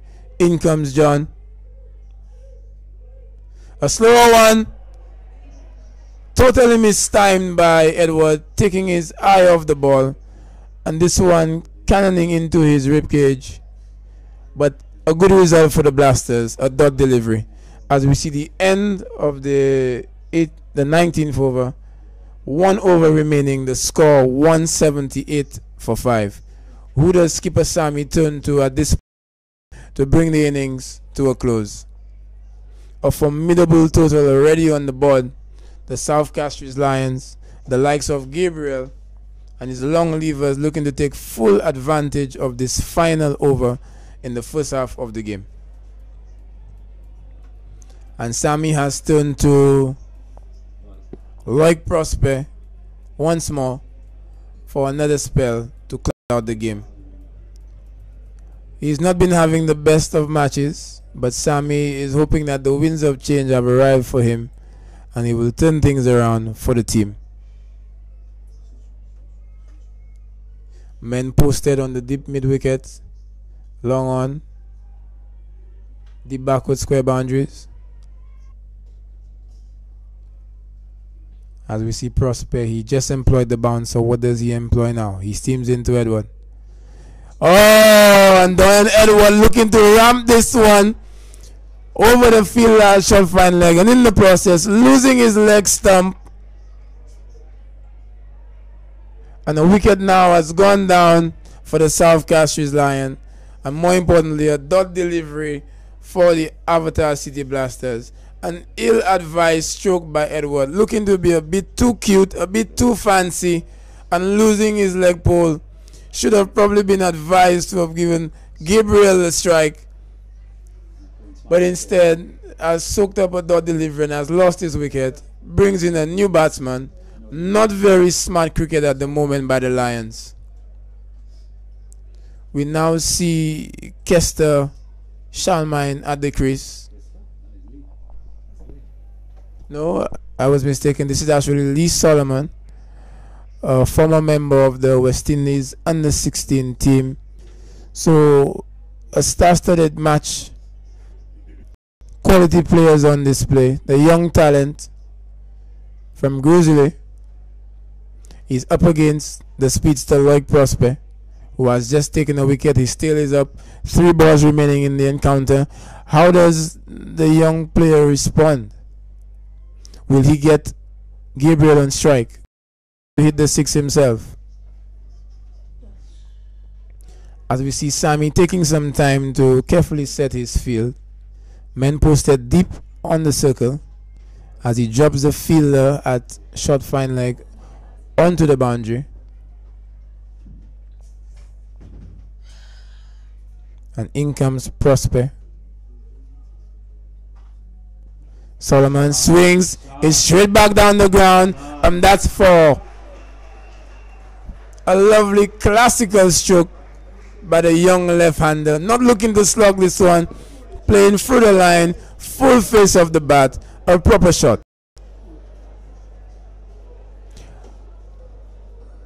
You can definitely see that there is talent and ability in that youngster just by that one stroke, straight back down the ground off the fast bowler. 2 balls remaining in the first half of the encounter. And Prosper is... Oh no, he has dropped him. The ball spooning off the face of the bat to the man at cover. What looked like an easy catch. Put down. A disappointing finish here. Loic Prosper disappointed. Drop catch by Hazel Shari. What should have been a wicket has now brought the ferocious striker Gabriel back on strike with 1 ball remaining, looking to finish the encounter positively for the Lions. The score 184 for 6. Can we have an exciting finish? In comes Prosper. A shot delivery, blasted over point, 6 runs. Carving this one over cover for 6. A lovely shot to end the innings. Gabriel moves on to 31 not out. The score 190 for 6 after 20 overs. An exciting finish to the first half of the game. Exquisite hitting by the strikers from the South Castries Lions, Fletcher, Charles, Gabriel and Calendar. And even the vice captain Dwight Thomas contributing with a start over 20. As we see the Avatar City Blasters regrouping on the field with skipper Sammy giving what would most likely be an inspirational talk to his young batsmen, probably advising them that the first half of the game is gone and to put their focus onto the batting innings. But a formidable score is on the board, 190 for 6. But the Blasters, as defending champions, I'm sure would be backing themselves to deliver the goods and come out on top at the end of this fixture. As championship material, they'll be looking to really stamp their authority on the proceedings and show that they're not fazed by such a formidable target. They're leaving the field, not looking disappointed or dejected. Sammy leading the troops off. They're still looking in good spirits, seemingly confident that they are able to chase down this target. Claps and applause all around for the bowlers. Not looking dejected at all, Mr. Calix. Yes, as you rightly said, they're not looking dejected, and as champions, it's always the hardest thing to defend. But as a true champion team, you want to make sure that you keep your head up, and they always say, there's an old adage as well, never let them see you cry. So whereas you might be hurting inside, but you show that you're solid on the outside, and you try to get the job done. But the no stretch of the imagination, Jamal, 190 in 20 overs is a formidable score, but that could be quickly withered away if your bowlers don't give you the support when they go out there. Yes, and with the power pack star-studded batting lineup of the Avatar City Blasters, I don't think that they will be truly phased by this total at all. But then again, 13 or 14 fielders on the field with the sandpits, it will indeed be an exciting chase. We have the likes of Stephen Natrum, who was man of the match in the previous game, coming in with good form. Darren Sammy, the reputable West Indies skipper. The likes of the Prospers, Gaspar Prosper, Alvin Prosper, noted hitting. The introduction of a debutant, Alex Joseph, at the top of the innings. So a number of batsmen that Sammy can call upon to deliver the goods for his team. Coming into this tournament, the Blasters would have known that the target would have been on their backs, and the South Castries Lions were up for the fight. So we will now see if the Blasters can truly respond and get over the line in this encounter as they did in the previous game. Well, when you post a total of 190, there is definitely going to be scoreboard pressure. The champions or no champions, scoreboard pressure is something that is you not want to be bearing down on you. One of the important things is to, in chasing a big total as this, is to make sure you have a good start and there's a good platform for the remaining batters to come. The South Castries Lions should not be complacent, should not think it's all over. They have whereas the Blasters have a good batting lineup, the Lions also have a very good bowling lineup with the likes of Xavier Gabriel, Keegan Arnold, Connors Calendar himself, Tonya Simon, Donan Edwards. So a number of bowlers that they can call on, not depend on any 4 or 5 bowlers.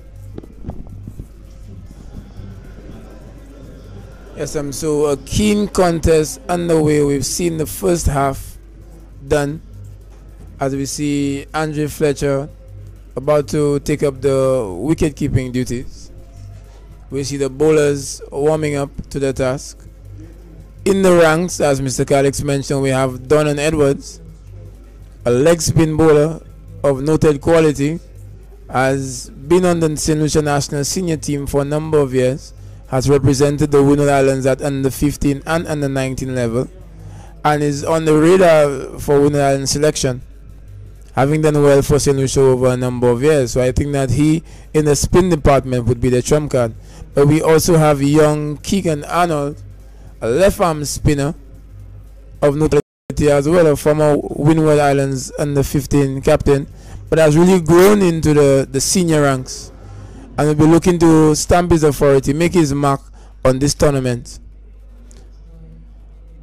And we also have Xavier Gabriel, noted to be the fastest bowler that St. Lucia has produced in a while. The clock is of over 85 miles an hour, and on this very hard pitch, will be looking to make the pressure of his pace felt. And the likes of Colin Escalena, who displayed some ferocious hitting today, also bowls left arm medium pace, likes to bang the ball in and get some response from the surface. So definitely a tough task ahead for the champion team, the Avatar City Blasters. As the crowd now, we see them being very excited, awaiting the response of the champion team. Confidence all on the faces of the South Castries Lions. But as Mr. Calix said, he would be hoping that they would not be complacent in thinking that this total is in any way enough.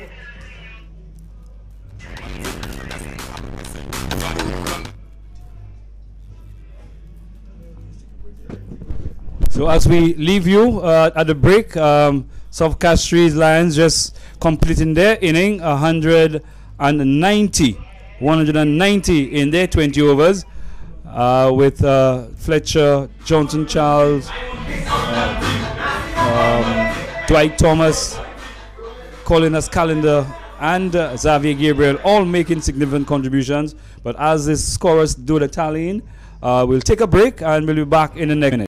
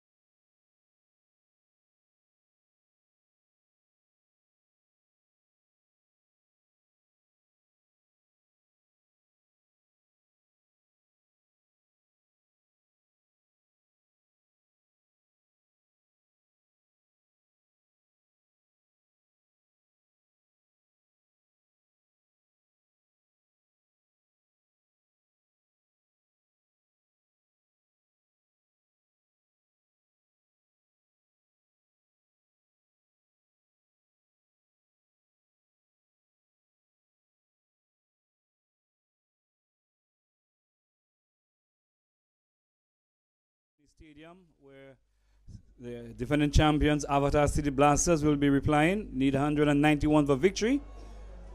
Xavier Gabriel bowls and he shot ball and he pulls at this one, and it goes through to wicket keeper Andre Fletcher, and Fletcher keeping way back almost on the 30-yard circle.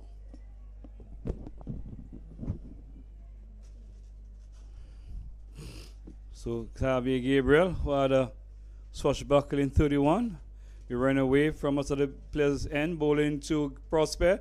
Prosper short, and he cuts it into the offside. Dwight Thomas runs and picks up 1 run. So the Avatar City Blasters are on their way, chasing 191 for victory.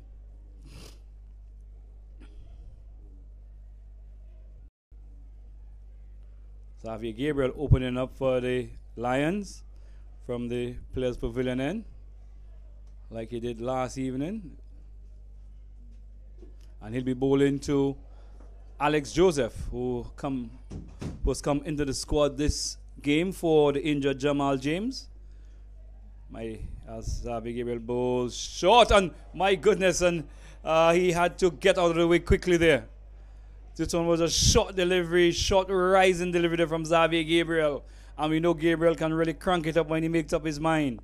And the pitch giving a bit to the bowlers and also to the batters. Gabriel short on this occasion and had the tall Alex just rocking out of the way. As it's Gabriel again to Joseph. Short down the leg side this time and wide. Xavier Gabriel is striving for bit of extra pace at this point, but it's all about playing smart cricket. Need to build the pressure.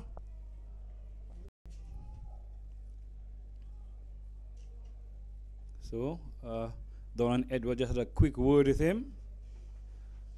So it's Gabriel again from the Players Pavilion and bowling to Alex Joseph. Short down the leg side, and it's gone down to the boundary for 4 wides.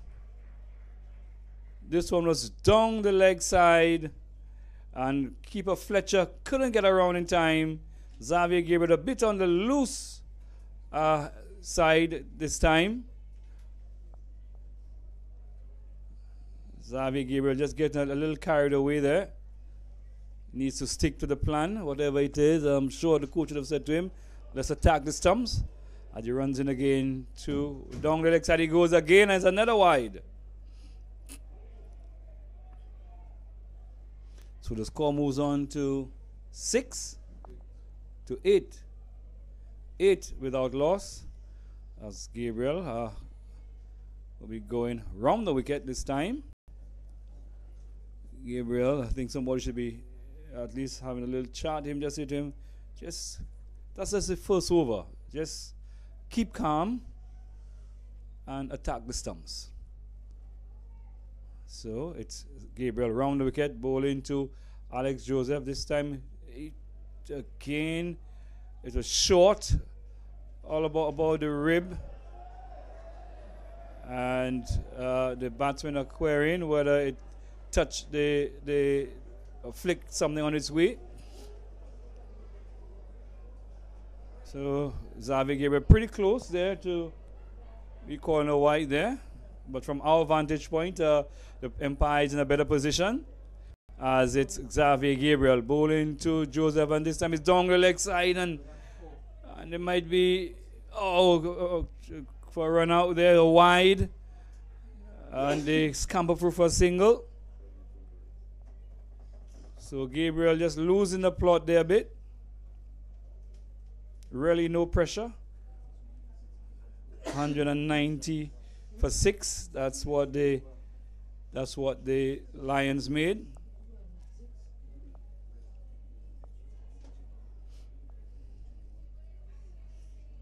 So Prosper is the one in strike now.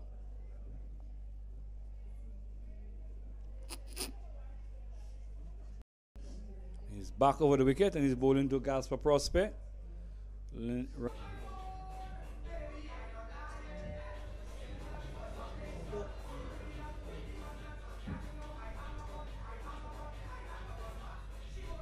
So the score 10 after the first over, and it will be it looks like Tonya Simon. Yes, Tonya Simon will be getting his first bowl of the tournament. Yesterday they started off with Keegan Arnold, and I've been using Keegan Arnold in the warm-up games. But today they've gone to Tonya Simon.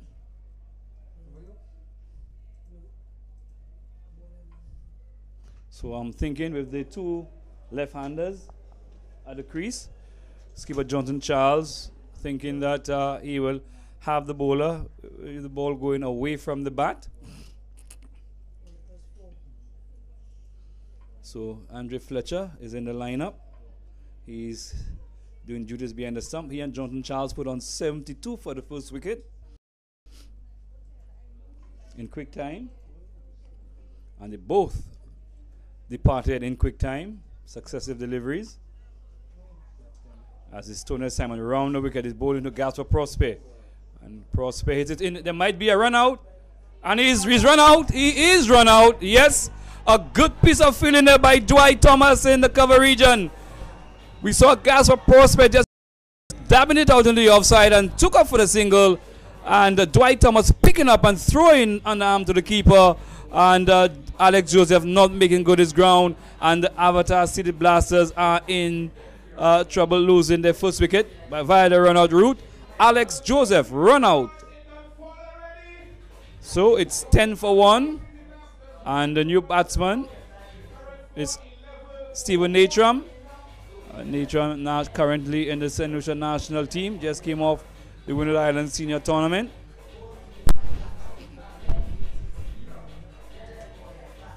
So this ball was just pitched on about the off stump. Gaspar Prosper just played it into the offside. Alex Joseph was calling for the single. Gaspar Prosper responded, and Alex Joseph not make round as Dwight Thomas was quickly onto the ball in the sandpit, and the arm into the keeper, and Alex Joseph was run out. So first wicket goes via the run out route. It's 10 for 1 and win the over number 2, second over. The Lions using Tonya Simon to open the bowling with Xavier Gabriel. So Simon wrong the wicket to Stephen Natram, and he comes, bowls. This one, he chops it hard into the ground, and Johnson Charles leaping to his right, prevent it from going any further. All the men are on the ring, as it's Tonya Simon again, this time to Stephen Natram, comes forward, turns it off the pad. Tonya Simon heads after it in the mid-wicket area, and the batsman picks up a single. So 1 run to Stephen Natram. He gets off the mark. It's 11. 11 for 1.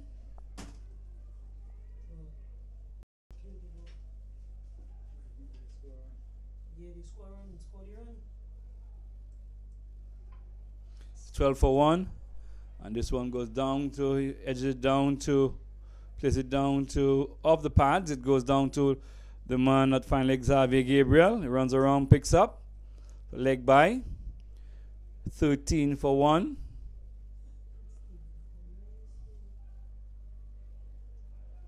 So Stephen Natram back in strike, as it's Tonya Simon round the wicket, bowling to Natram. Just watch it go through outside the off stump, taken by wicketkeeper Andre Fletcher.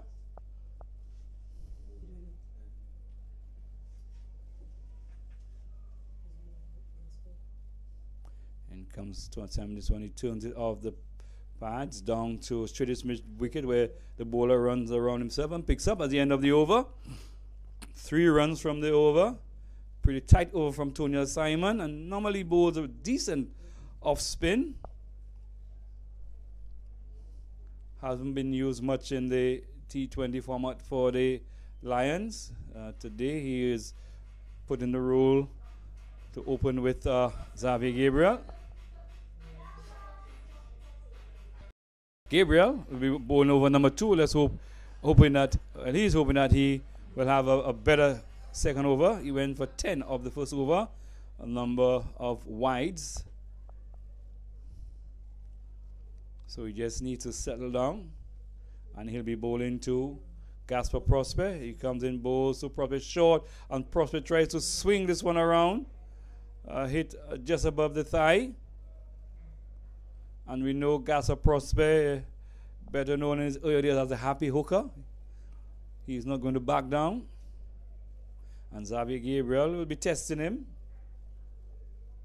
But at this point, all the skipper will be wanting from Xavier Gabriel is some pressure deliveries, some dot balls to build the pressure.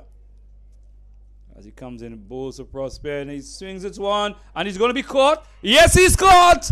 He whipped this one off the pad, straight to the man. One man on the boundary there, who is Lee Solomon, and picked him out, and not for the first time. Gasper Prosper whipping this one off the pad, straight to the man on the mid-wicket boundary. Lee Solomon, and the Avatar City Blasters lose wicket number 2.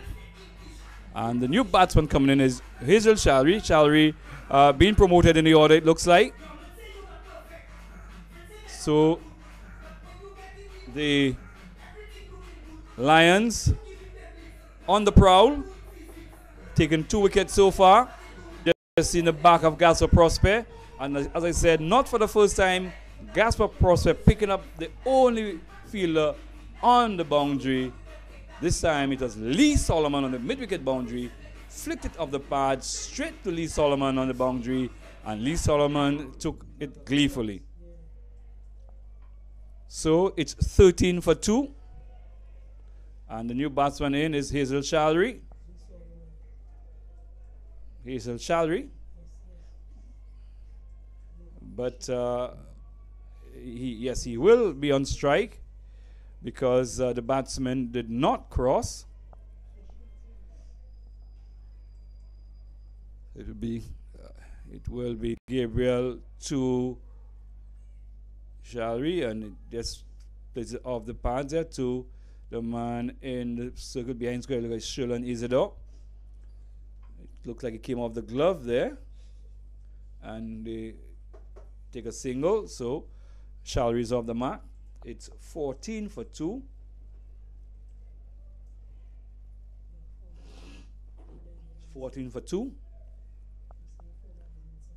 Gabriel bowling over number 3. And he'll be bowling to Stephen Natram. He comes, bowls to Natram, down the leg side he goes, and a good stop there by keeper Fletcher, diving away to his left. But Empire Cooper signals wide.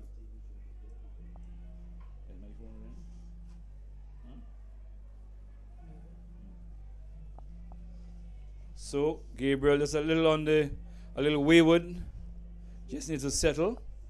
It's 15 for 2. As Gabriel again, this time he bowls to Shalry. No, he bowls to Natram. They did not take a single. A good stop by keeper Fletcher. So Natram remains on strike, and Gabriel bowling this one right up on the stump. And Natram could only defend back along the track. In comes Gabriel, and umpire Cooper stops him and signals dead ball. Gabriel goes back to his mark.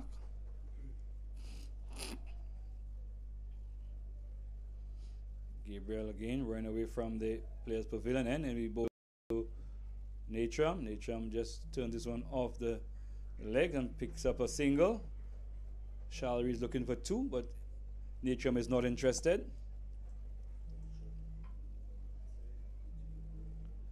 So it's 16 for 2.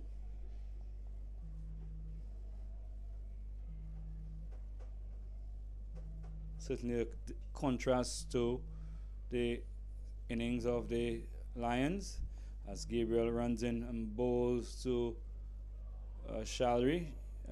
Not getting bat on this one, hits the pads and bubbles out into the offside. Dwight Thomas runs in and picks up. Relays the ball to Colin Escalent at mid-off. 16 for 2. At the end of over number 3. you see the Lion places it out into the from his toe into the offside. Natram again as Arnold bowls. This one he tosses it up and Natram comes forward, plays it into the extra cover region where it's Sherlon Isidore who picks up. No run. 16 for 2. He goes again short. He tries to turn it. And he's out! He's out. This one, Natram was, he came back and looked to turn it to the onside. He missed. The appeal went up, and the dreaded finger of Jacqueline Williams went up, and Natram is making his way back to the pavilion. LBW to Keegan Arnold for 2. So, the Blasters in further trouble. They have lost 3 wickets for 16. And Jonel Eugene, the left-hander, is making his way to the crease. And another good blow struck there by the left arm spinner Keegan Arnold. So the Lions are putting themselves in, digging themselves a hole now. Scoreboard pressure plus the fall of 3 quick wickets. We're into over number 4. The run rate has climbed to 10.61.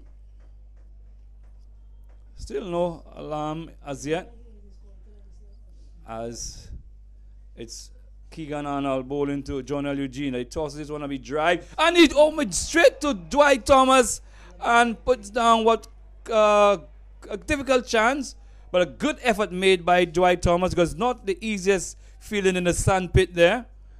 For one, you don't have the sort of footing that you would like, and he made a valiant attempt to take the catch there, and Eugene survives. So another good delivery there. Eugene works it off the pads to Gabriel behind square. No run. 16 for 3 as he hits this one over the top. It goes 4 runs. This time Arnold, or the last ball over, Arnold was tossing outside the off stump. Cardinal error. You would want to make sure that you finish off well, but Eugene was waiting for this one as he tossed it up outside the off stump and hit it over the infield to the right of the man at mid-off. Tonya Simon down to the boundary for 4. So the score moves on to 20. It's 20 for 3, and the captain continues to ring the changes. Over number 5 now is going to be bowled by Sherlon Isidore. And Isidore, one of the experienced fast bowlers, has played for the national senior team. Also was part of the Stanford St. Lucia Pro team. Represented the national team at all age group levels. As he runs in over the wicket, he'll be bowling to Hazel Shalry. Short outside the off stump. He goes for the cut, misses. A little too short there from Isidore. Probably a little lucky to get away with it. They will be hoping to continue to build the pressure if bowling dot deliveries. As Isidore runs away again, he'll be bowling to Hazel Shalby bowled, and he swings this over mid-wicket for 6. This one was short, and Hazel Shalby was waiting on the back foot for this one and hit it over mid-wicket for 6.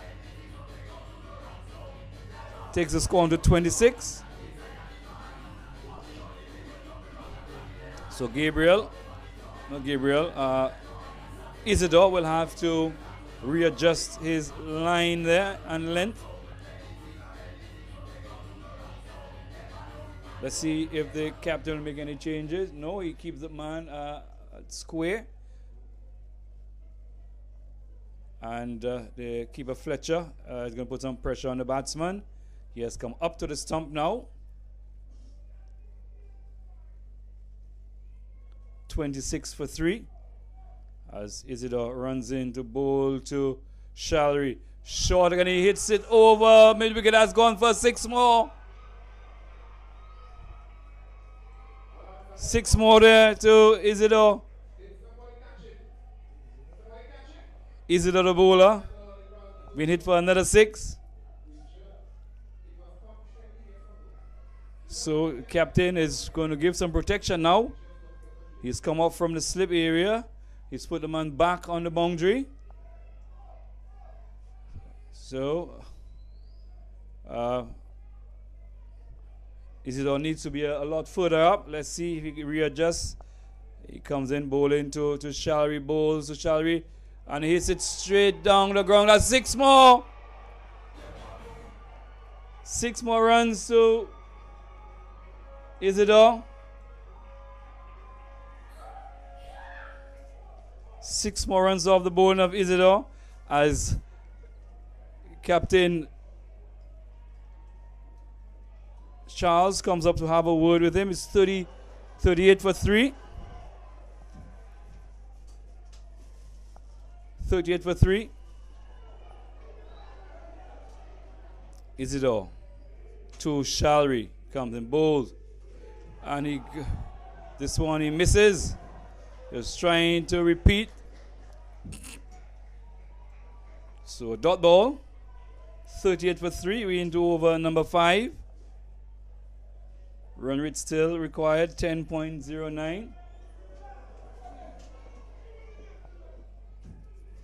Isidore again. There he goes, Isidore running away, bowling to Shalry. And he swings this one high, over square leg it goes. That's 6 more. 6 more, taking the score to 44.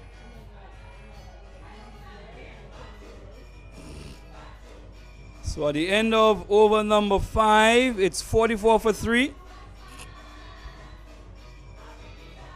And certainly Isidore, not a good over from Isidore there. Just missing his length there. So the captain has his work cut out. Run rate has quickly gone down to 9.8.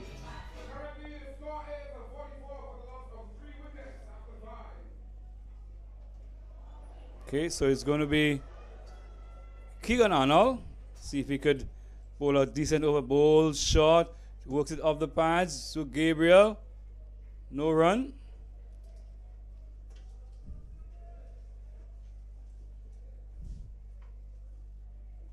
So 24 came off the last over from Gabriel as Arnold bowls short and off the inside edge. Goes onto the onside where it's Calendar who picks up. So it will be Shalry facing up to the left arm spin of Arnold. Let's see how he lines up. He bowls round the wicket, he bowls. And is it high? It's going. It's gone. It's gone for 6. It's gone for 6 more. So Shalry is put on a show there. He's on 31. And the 50 is up. 51 for 3.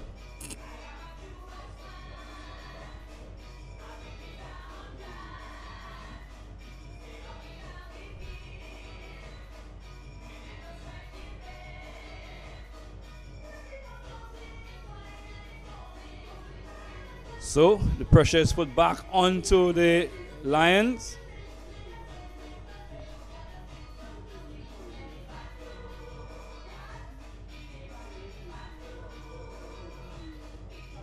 So we have a break in play as they try to retrieve.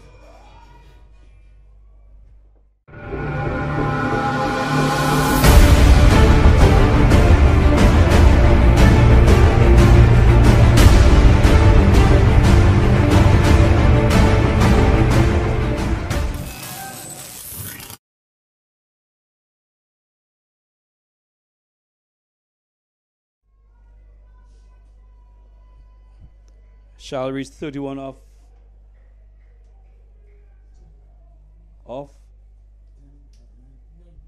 9 deliveries.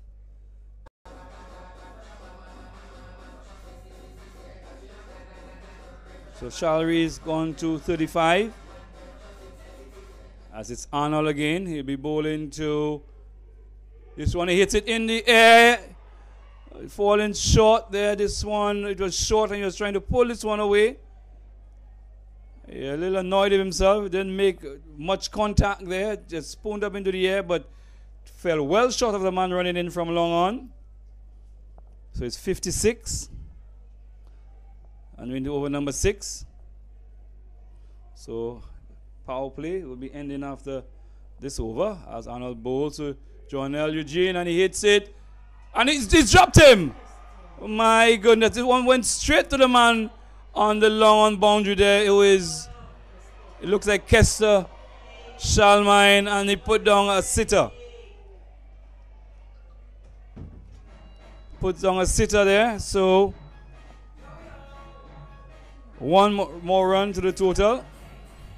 57 for 3 after 6 overs.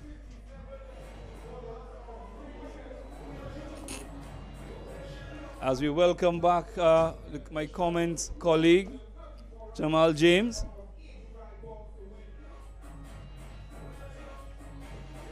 $57 for 3 as we see another bowling change from the top end. We see Colin as calendar into the attack. Left arm seamer. And he's in to see if he could stem the onslaught now by Hazel Shalry, who is on 36. So it's Colin as calendar from the Plate Pavilion bowls and his back and across is Eugene. No run.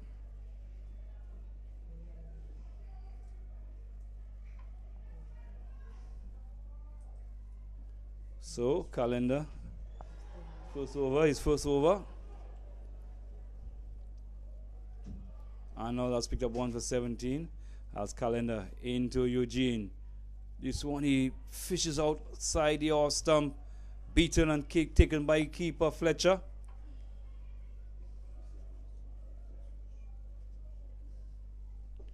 It's 57 for 3.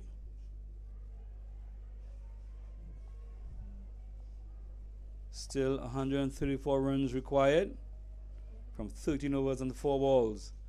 As Kalina bowls, slow delivery, works it into the offside. They go for a quick single. It's through to the wrong end. But nevertheless, a single. Takes the score on to 58 for 3.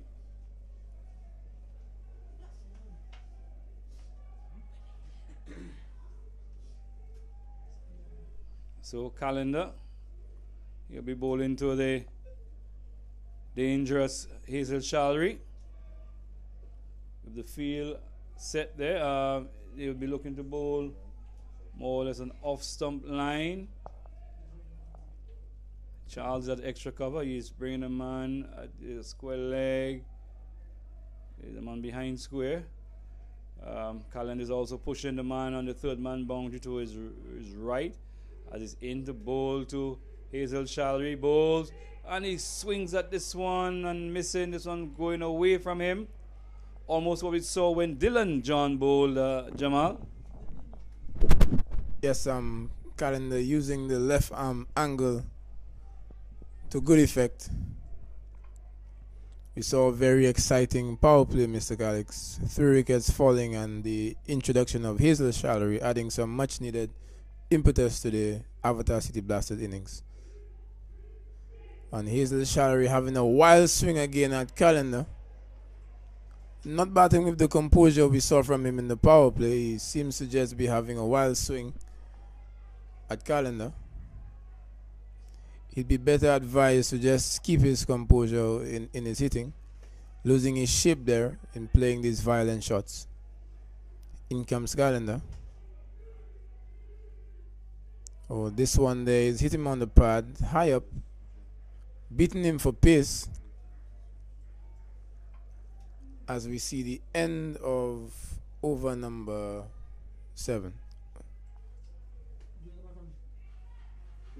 So at the end of 7 overs, the score is 58 for 3, with Hazel Shalry on 36 and John L. Eugene on 7. As we see consultation with the experienced men on the field, Johnson Charles and Andre Fletcher, and the captain Johnson Charles has decided to bring himself onto the attack to tackle a West Indies youth player in John L. Eugene.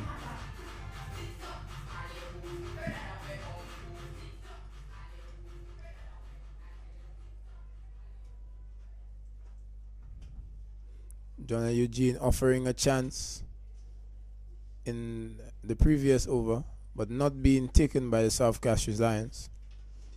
Avatar City Blasters would be hoping that this chance, that Eugene would make the best of this chance and go on to bring home the game.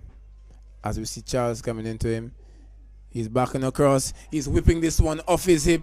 The fielder gives chase, and this one runs away, beats the fielder at short fine leg, whipped away by Eugene off the hip for 4. Not such a good start by the skipper Johnson Charles, straying onto the pads of the young under-19 batsman and paying the price. 4 runs added to the total.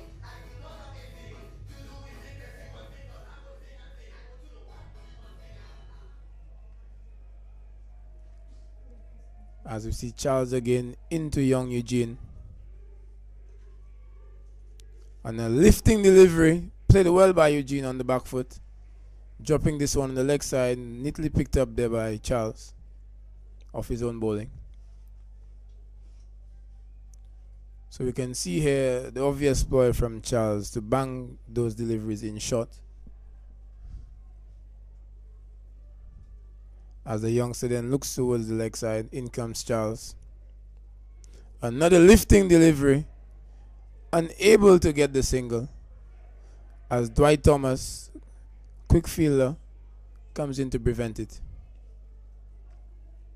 Johnson Charles using those broad shoulders that we've seen so many times for big hitting, using them to good effect, digging that ball in at Eugene. In he comes once more. Oh, and he's bowled! And he's bowled. You call this one the sucker punch. 2 bouncers and then the full one, getting through the gate of John L. Eugene, playing all around this one. Would have been better advised to play this one with a straight bat, looking to work this one into the onside for the single. But the experience of Johnson Charles, surprisingly this time with the ball in hand, getting the better of the promising batsman. But as we see the back of John L. Eugene, we see former West Indies skipper Darren Sammy walking in with the team in a bothersome position of 62 for 4 with 7.4 overs being bowled. Sammy looking to stamp his authority on proceedings, with the captain looking to rescue the ship, Mr. Calix. Yes, and as we said earlier today, when Dwight Thomas was my comments, my guest comments man, I looked like today is a day for the captains to perform. In the first game, Cyril Charles had a breezy 50 of 20 balls, and this was followed by Ashley Hippolyte for the captain of the Super team, who made 50 odd. Now we see Johnson Charles making some runs, and then also coming back now to pick up a vital wicket of John L. Eugene. This one turns Sammy inside out, gets it off the edge of the bat. Corner's calendar making a good stop at the cover point area. Yes, so we now see captain versus captain, with Johnson Charles coming into Darren Sammy. And this one is left alone outside the off stump, paying due respect to a good delivery from Charles. Sammy looking to settle in Some serious pressure being exerted on the champions by the South Castries Lions.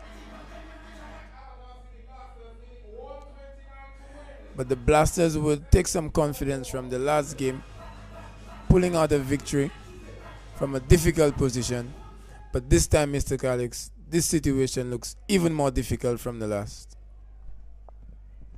Yes, sir. The 2 dots. In comes Calendar again to Hazel. He's having another wild swing at this one. Another dot delivery. He's taking his eye off the ball and just hoping against hope that he would make some contact with this one, Mr. Calix.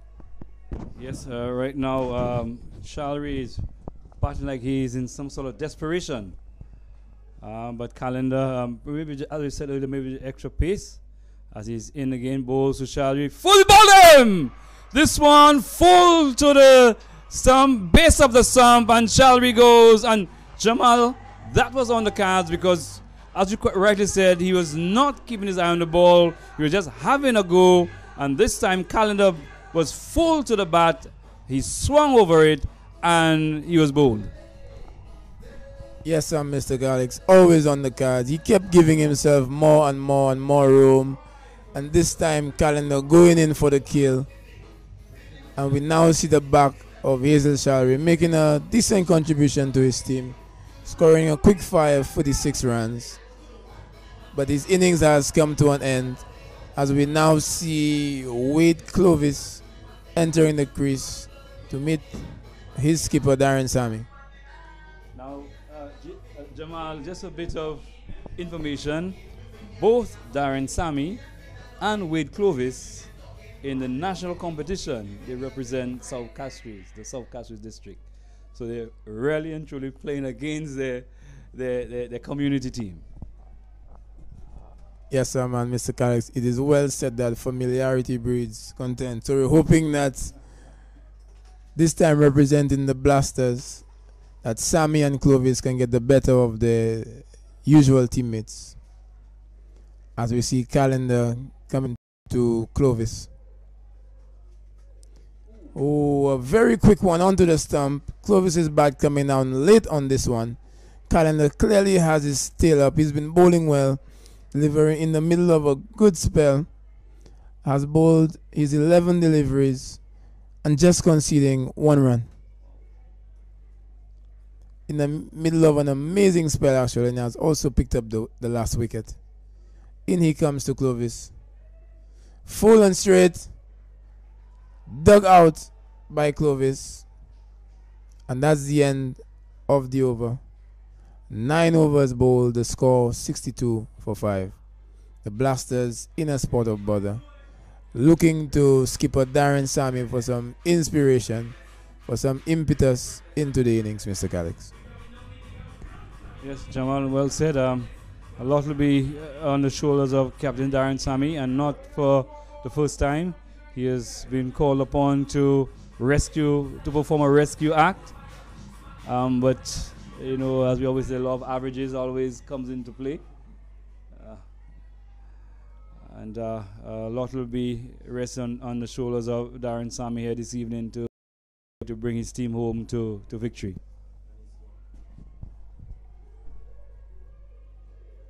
And a lovely straight drive by Darren Sammy, cannoning into the fence.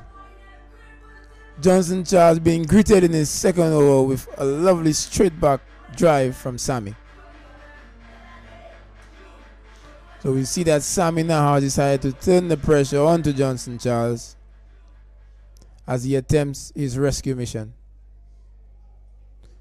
In comes Charles again to Sammy. This one is pitched up on the leg stump, pushed into the sandpit, and Sammy only taking the single. Seems to be hobbling at the moment.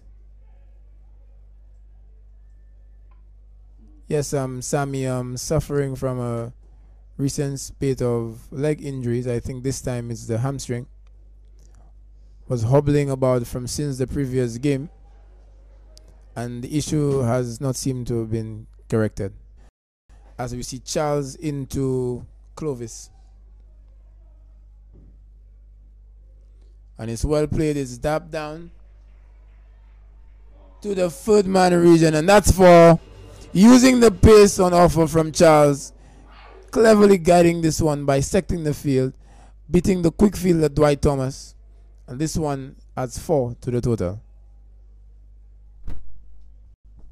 Yes, this one was a little wider this time, and Clovis just chopping this one to the left of the fieldsman at cover point, and the man on the third man fence could not get around in time, and the ball cannoned into the ropes for 4. So Charles just needs to bowl attack the stumps as he bowls to Clovis down the leg side this time. This one coming in and swinging down the leg side, and Clovis essaying a pull shot there, but not making any contact, and goes through to wicketkeeper Fletcher. But umpire Williams out of Jamaica signals wide. The score moves on to 72 for 5, as it's Charles. This time this one goes away, and Clovis looking to just run it down to third man, not succeeding, and keeper Fletcher taken behind the stump. So Johnson Charles has come in to fill the void where his bowlers have let him down. He bowls full to the body Yorker delivery there, and Clovis does well to dig this one out, Jamal. Yes, Johnson Charles showing that he has a bag of tricks when it comes to his bowling. Bowling the lifting delivery outside the off stump, the ball before, and now going in for the Yorker at the toes. So surprising Clovis here. This one is on the leg stump. Clovis attempts a sweep. Well picked up by the fielder at short fine leg, Keegan Arnold, which brings the over to an end, and the score after 10 overs is 72 for 5.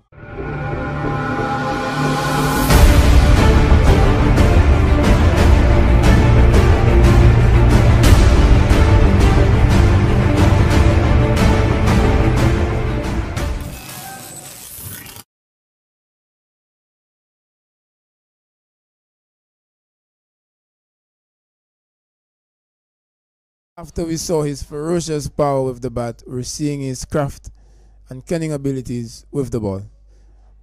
He bowls to the former West Indies skipper Sammy. This one is a short delivery and surprising the skipper for pace.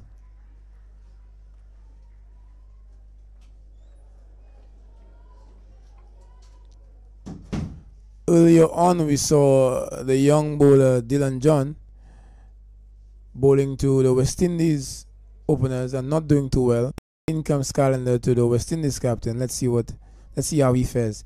He goes very full into the block hole, and Sammy pushes this one out to the fielder at long on. So Calendar faring a bit better from his left arm counterpart on the opposition team. Wade Clovis now faces up to Calendar.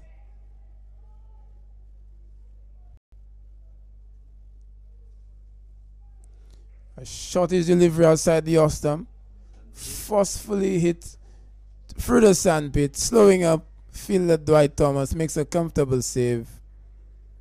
Only one more run added to the total. So the first 3 deliveries of the over only exceeding 2 runs. In comes Calendar to Sammy. A slower delivery, and Sammy now decides to just let this one go outside the off stump, as the youngster is mixing up his pace quite skillfully at the moment, Mr. Calix. Yes, and we could see Calendar using his head, bowling some quick deliveries and bowling some slow deliveries, changing up his line and his length as well as he bowls. And Sammy hits this one. Right into the commentary booth it went. Right, Jamal? Yeah. Right into the commentary booth it went. Shatter in the glass here.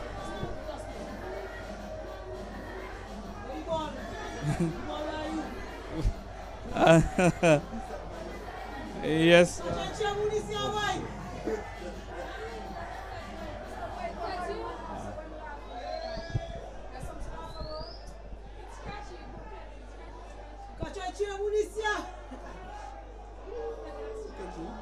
Yeah. Hold on, hold on. But while we're doing this, we're trying to organize ourselves in the commentary booth. Just some slight injury from the last shot from Sammy.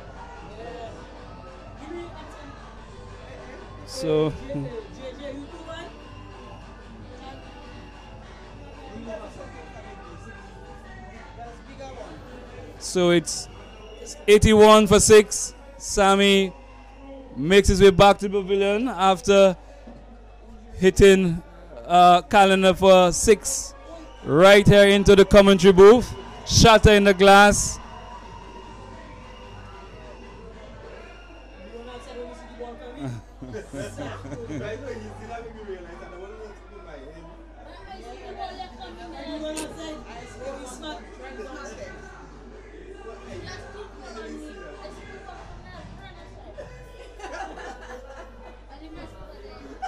So the new batsman going out is Alan Pro, as we have been attended to by the first 8 people here. Just want to commend them for coming to our rescue very quickly.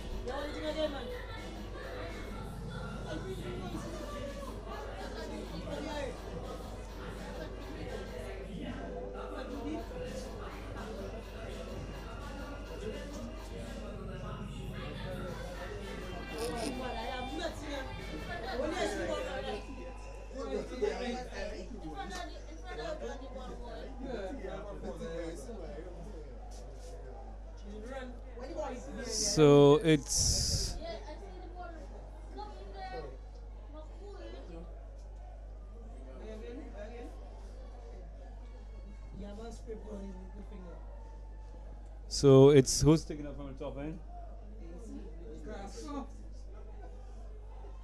It's Johnson Charles to Clovis. He drives it back along the track. Charles not fielding, and it goes up to Isidore at extra cover.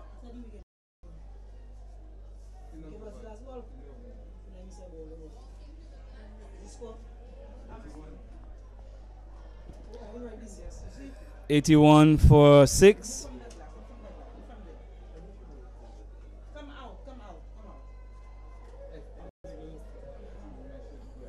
As Clovis hits it up to long on.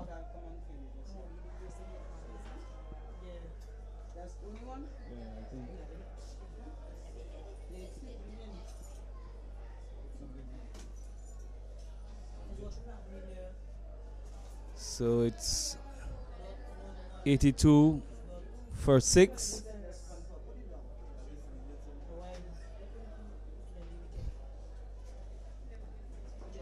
As it's Johnson Charles to Prosper. He plays it back along the track, and Johnson Charles makes a stop.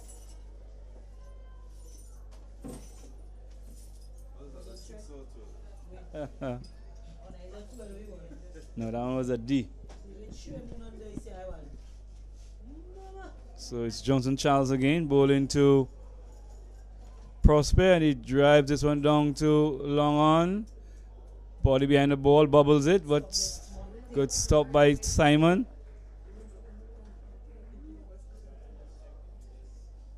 So as we get attended to by the Red Cross in the commentary booth, just want to thank them for coming to our aid pretty quickly. And this time Clovis just hits it one down to a long on. Oh, it just bubbles out there, but he recovers quickly. One more to the score, 83 for 6, 84 for 6.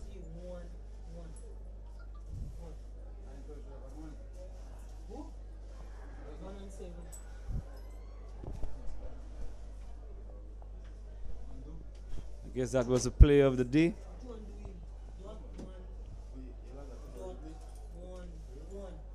So it's Prosper bowling to this one wide down the leg side and well stopped there by keeper Fletcher. Charles bowling to Arlene Prosper is 86, 85 for 6.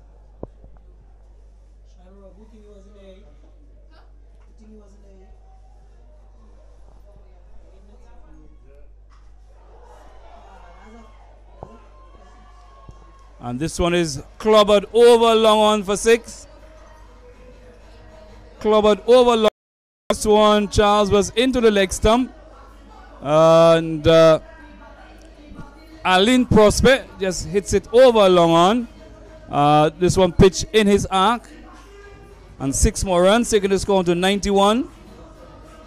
91 for 6. And exactly 100 needed of 8.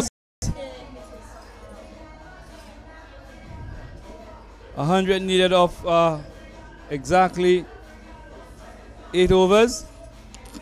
48 balls to get 100 runs.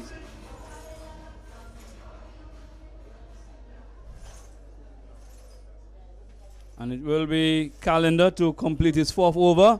So far he has bowled 3 overs, 1 made and picked up 2 for 10. So good spell as he comes into bowl to Clovis bowl. Short and Clovis ducks.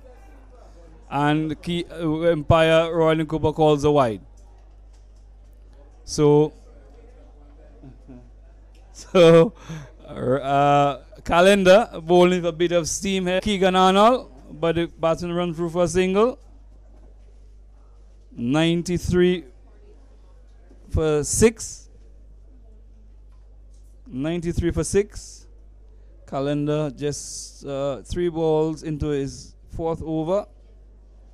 He has picked up 2 for 12 so far. As his Calendar again bowling to, oh, this one is off the edge. And good save there by Tonya Simon as he rifles this one back. And Simon has been patrolling that area for the last 2 games. Score goes to 94 for 6.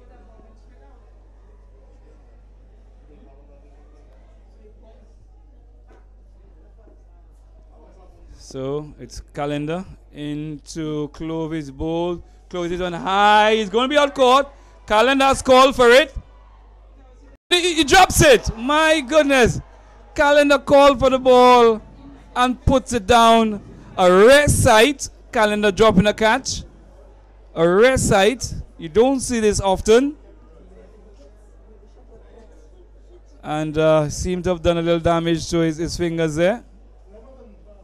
In the meantime, the batsman course for a single. 95. 95 for 6. As Calendar runs in again. He's going to bowl to Prosper this time. And he goes, bowls, and hits this one over extra cover. It goes into the sandpit. Will it have enough legs to get to the boundary? No, Lee Solomon is after it. Picks up now and throws. Good throw back to keeper Fletcher. But the batsman picks up 2. And good. The score 97 for 6. And a good spell of bowling there by Calendar. 4 overs, 1 maiden, 2 for 14. Jamal.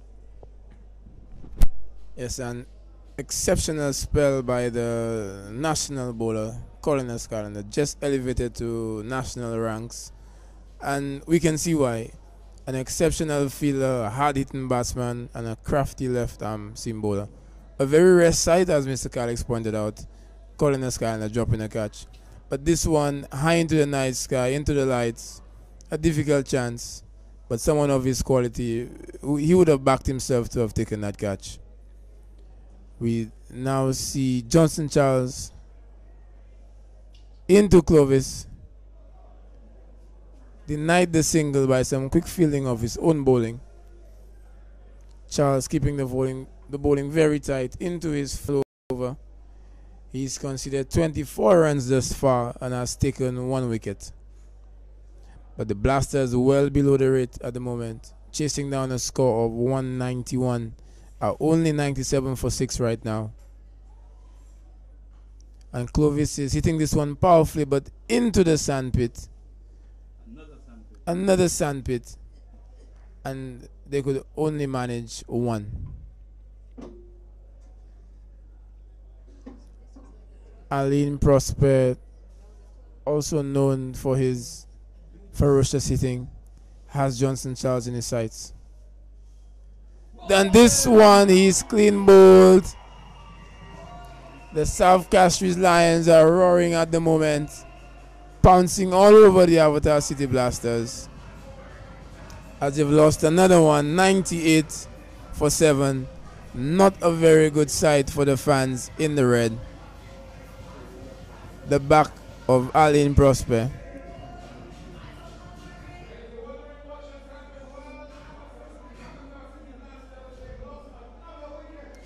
A disappointing end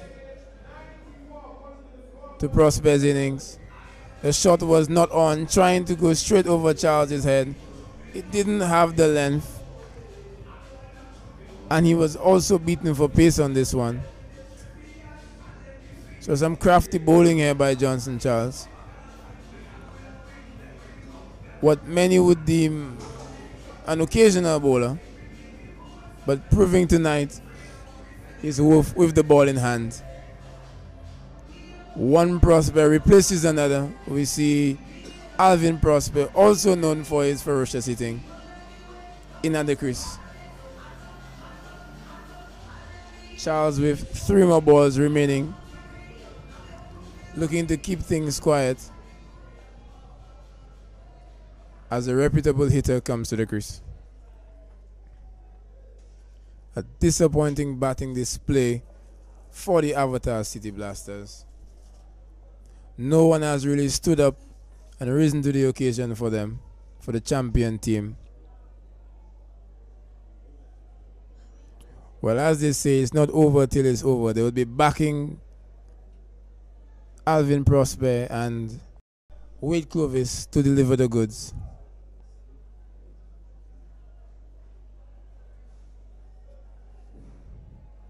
As Prosper takes guard, in comes Charles. This one is full and straight, and the middle stump is disturbed, and he's clean bowled. Johnson Charles now on a hat trick. Prosper playing across this one, full and straight, bringing the demise of yet another Prosper, yet another wicket down for the Avatar City Blasters. Captain Johnson Charles excited, celebrating the wickets with his team. Truly a disappointing effort here by the Avatar City Blasters. They have now slumped to 98 for 6. 2 overs for 8 actually, 98 for 8. With 2 balls remaining in the 14th over. And I've said it before, but yet another Prosper replaces another. We now have the third brother, Loic Prosper, in at the crease, looking to prevent Johnson Charles from taking a hat-trick. But at the same time, looking to push on for his team to get the Blasters to what looks like now an unlikely victory.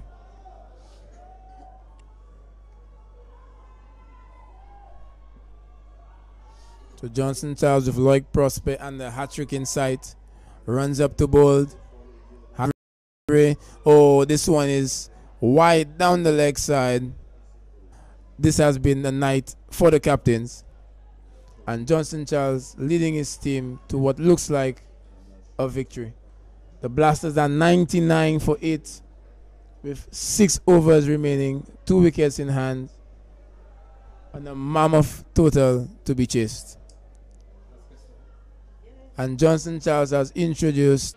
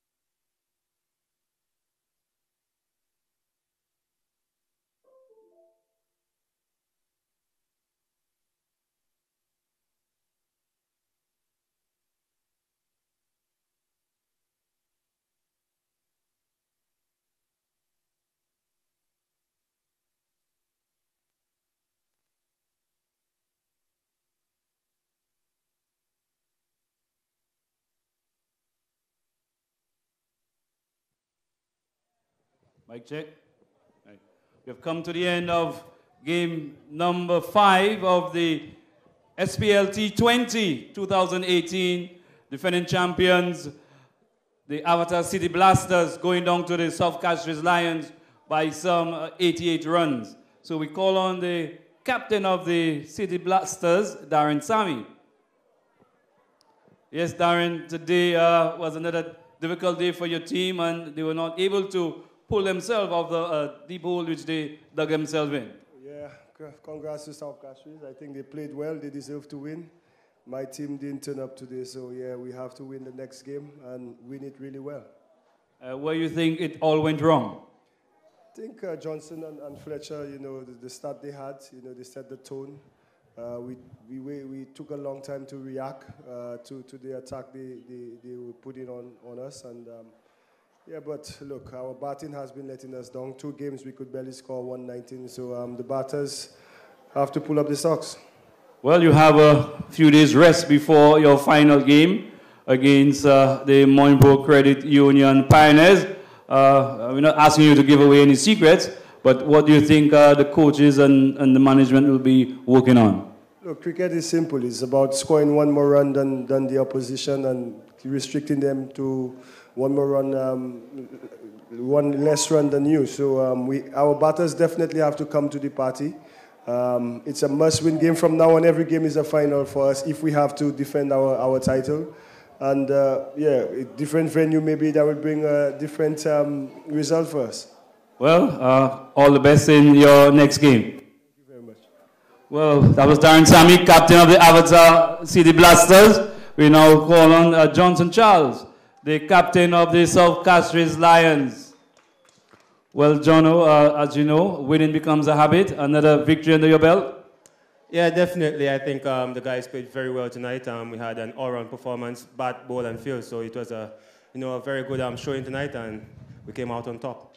Where you think, what do you see? What did you think really sealed the game for you today?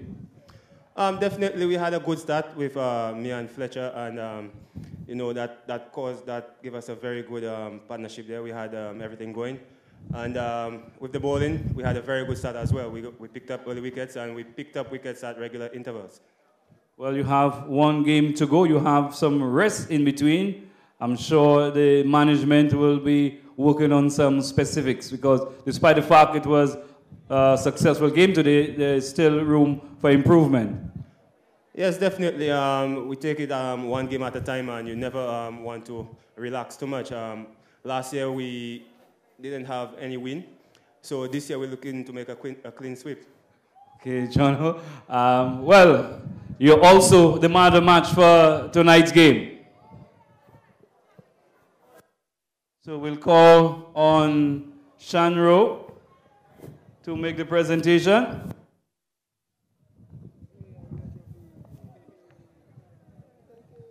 So Johnson Charles, man of the match.